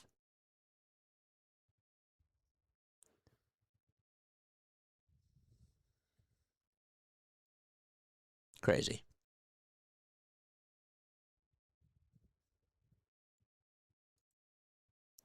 Miz was a second-round pick. A second-round pick. What are these scouts looking at? Second-round pick. I'm setting out my resume. I could have picked out the Miz in school. Everybody passed up on him. Everybody. 2022 MLB draft.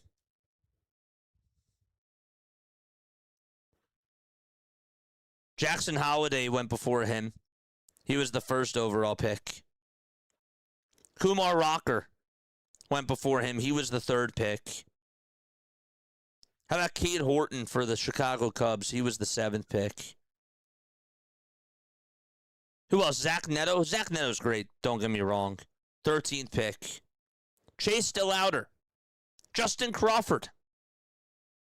Cole Young. Daniel Suzak, who's now in the Giants, was drafted by the Oakland Athletics. Spencer Jones for the Yankees. These guys all went over Jacob Misiorowski. Dylan Beavers, 2nd-round pick. Actually, wait, Dylan Beavers was a competitive balance pick. Sal Stewart. Dalton Rushing. The Dodgers. Parker Messick. They all went before Miz. The Yankees could have had Miz at 61. And again, I understand that in baseball, it's, there's less. Basketball, it's really easy to do this. But the Yankees got Drew Thorpe as their 61st pick. The White Sox had Peyton Pallett as their 62nd pick. And Miz went 63rd.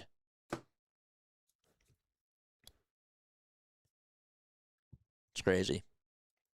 Thoughts on the new Gabriel Rincones guy? Yeah. You know what, man? I was really happy. I thought last year, after spring training, and I watched him develop, and I watched him hit last year in spring training, I was like, man, I'm wondering if the Phillies should just give him a starting job now. And obviously they weren't going to do it, but Larry, I believe, said start him off in like AA, AAA. Because if he's doing that good and he was having a really good spring training, start him off in AA, just like Dante Nori this year. Dante Nori, you guys remember him? He was doing so well in the World Baseball Classic, and he was doing so well in spring training. I thought that they needed to promote him and that they needed to give him, more playing time out in AA, AAA, Haven't really heard a lot about how he's doing, and I probably should check in on him. But, yeah, to go back to the whole Gabriel Rincones thing, I like him. I think that he has a lot of pop in the bat. He had 18 homers last year. Obviously, was dealing with a knee injury this year, heading on into spring training, and he didn't even play during spring training. He's still coming back from that. But I'm excited to watch how he does at the majors. He's a good right fielder. Excuse me. But he's not necessarily lighting the world on fire against lefties. So, again, another platoon player, which is a little bit annoying. I don't like the platoons. I really don't. It annoys me. But I like Gabriel Rincones. I do. And I'm excited to see what he does. The strikeouts, expect there to be a lot. Expect there to be a lot of strikeouts from Gabriel Rincones. But if he's hitting the ball, if he's driving it, I think he could be a really good player. And I think that he'll figure out Major League pitching. I do. So. But, yeah. Greetings, JJ and chat. Tough, but expected loss tonight, says Trish. Miz is a killer. Crazy to me also that Schwarber has a better batting average than every other player in our lineup, with the exception of Harper and Marsh. It's a good point. It's a good point. And that's throwing Trey Turner under the bus. That's actually, like, at this point, Justin Crawford, who started off the season so strong, has been so cold. But this puts things into so much perspective when it comes to Dave Dombrowski. Yeah.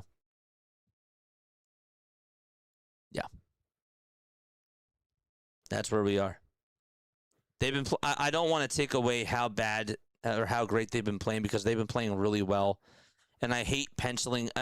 This was, you know what this was? This was a Doc Rivers game from the Sixers where he says this was a scheduled loss or a penciled-in loss, and I absolutely despised when this guy would say something like that, because it's like waving the white flag, and I hate that. Like, as a sports fan, I want you to go out there and give it your all every single day. And when you say scheduled loss, I didn't like that. But this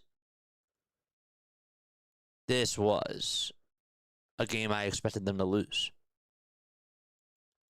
You're not going to win all 162. And this was one that I didn't have any. I'm an optimistic person. How can you feel optimistic when you're going out there against a pitcher who is like leading the league in 9 different categories? Yeah. Good luck. Good luck. Never in this game. Miz faced the minimum tonight. and did what he had to do and dominated and had one of the most special. I'm just gonna say it. That was the best pitching performance of the season. I've been watching a lot of baseball. That was the best pitching performance that I've ever seen this season. And it just came against my team. We were watching, and we saw some great performances. You know, JT Ginn and his no-hitter that he had going on into the 9th inning, and then Neto walked it off. That was a phenomenal pitching performance. We saw Christopher Sanchez going out there dominating every single night. And we've seen some great performances from Shohei Ohtani. I am sorry. This takes the cake. This takes the cake, man. It does. This was a masterpiece. Even Jack, first of all, thank you so much for the 5, Jack. I really appreciate you, man. Even Jack said at the very beginning, he said it's going to be a long day or something along those lines. That movement at 103 was something else. I told you way back that if Crawford doesn't choke up, he will struggle. Not as good a rookie as Rojas was, says Jack. And you know what, Jack? First and foremost, thank you so much because you are the MVP, man. You really are. Thank you so much.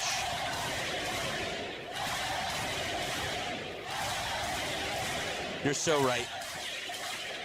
You're so right.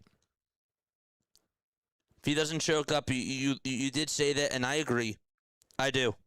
And probably, I think everybody should have choked up tonight, to be honest with you.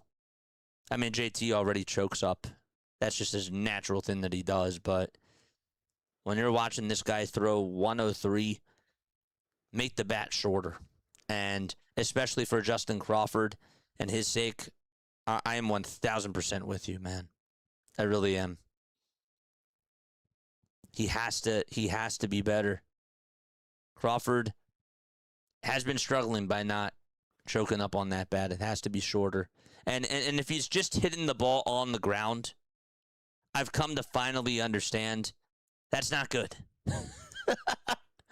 That's not good because guess what? Defenses are going to find out ways how to shift you, and pitchers are going to figure out how to pitch to you if they know that you're a ground ball type of a hitter. Because, yes, you can have all the speed in the world, but guess what? The major league defenses find ways to know your game, and they know your strengths and weaknesses, and you have to adjust. You have to adjust. So, and he hasn't been able to do it. I remember I was so upset when Miz got an all-star nod last year after 5 games. Man, I was wrong, says Eagle Otto. Oh, we were all upset. We were all upset. I remember that, too. We talked about Sanchez. That movement at 103 was something else, says Morty. You can't describe it. You can't describe it. It's like your eyes just are glued to the TV when he's pitching. And you're like, how the heck does he do that? And again, like, as much as I'm thinking about his performance, I'm also thinking about, like, how does Contreras catch those? Like, that's just as impressive to me. Well, William Contreras doesn't get enough credit as a catcher, but he calls an incredible game. He's now 28 years old. Should be playing more. Should be playing Sosa more in the lineup. Yep, in the lineup. Take out Turner and move Stott to the shortstop. They won't do it, but we see it. We're not dumb. We're not dumb. You're right.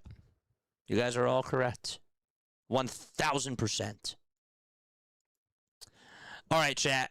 I think that's enough. I think that we laid everything out there.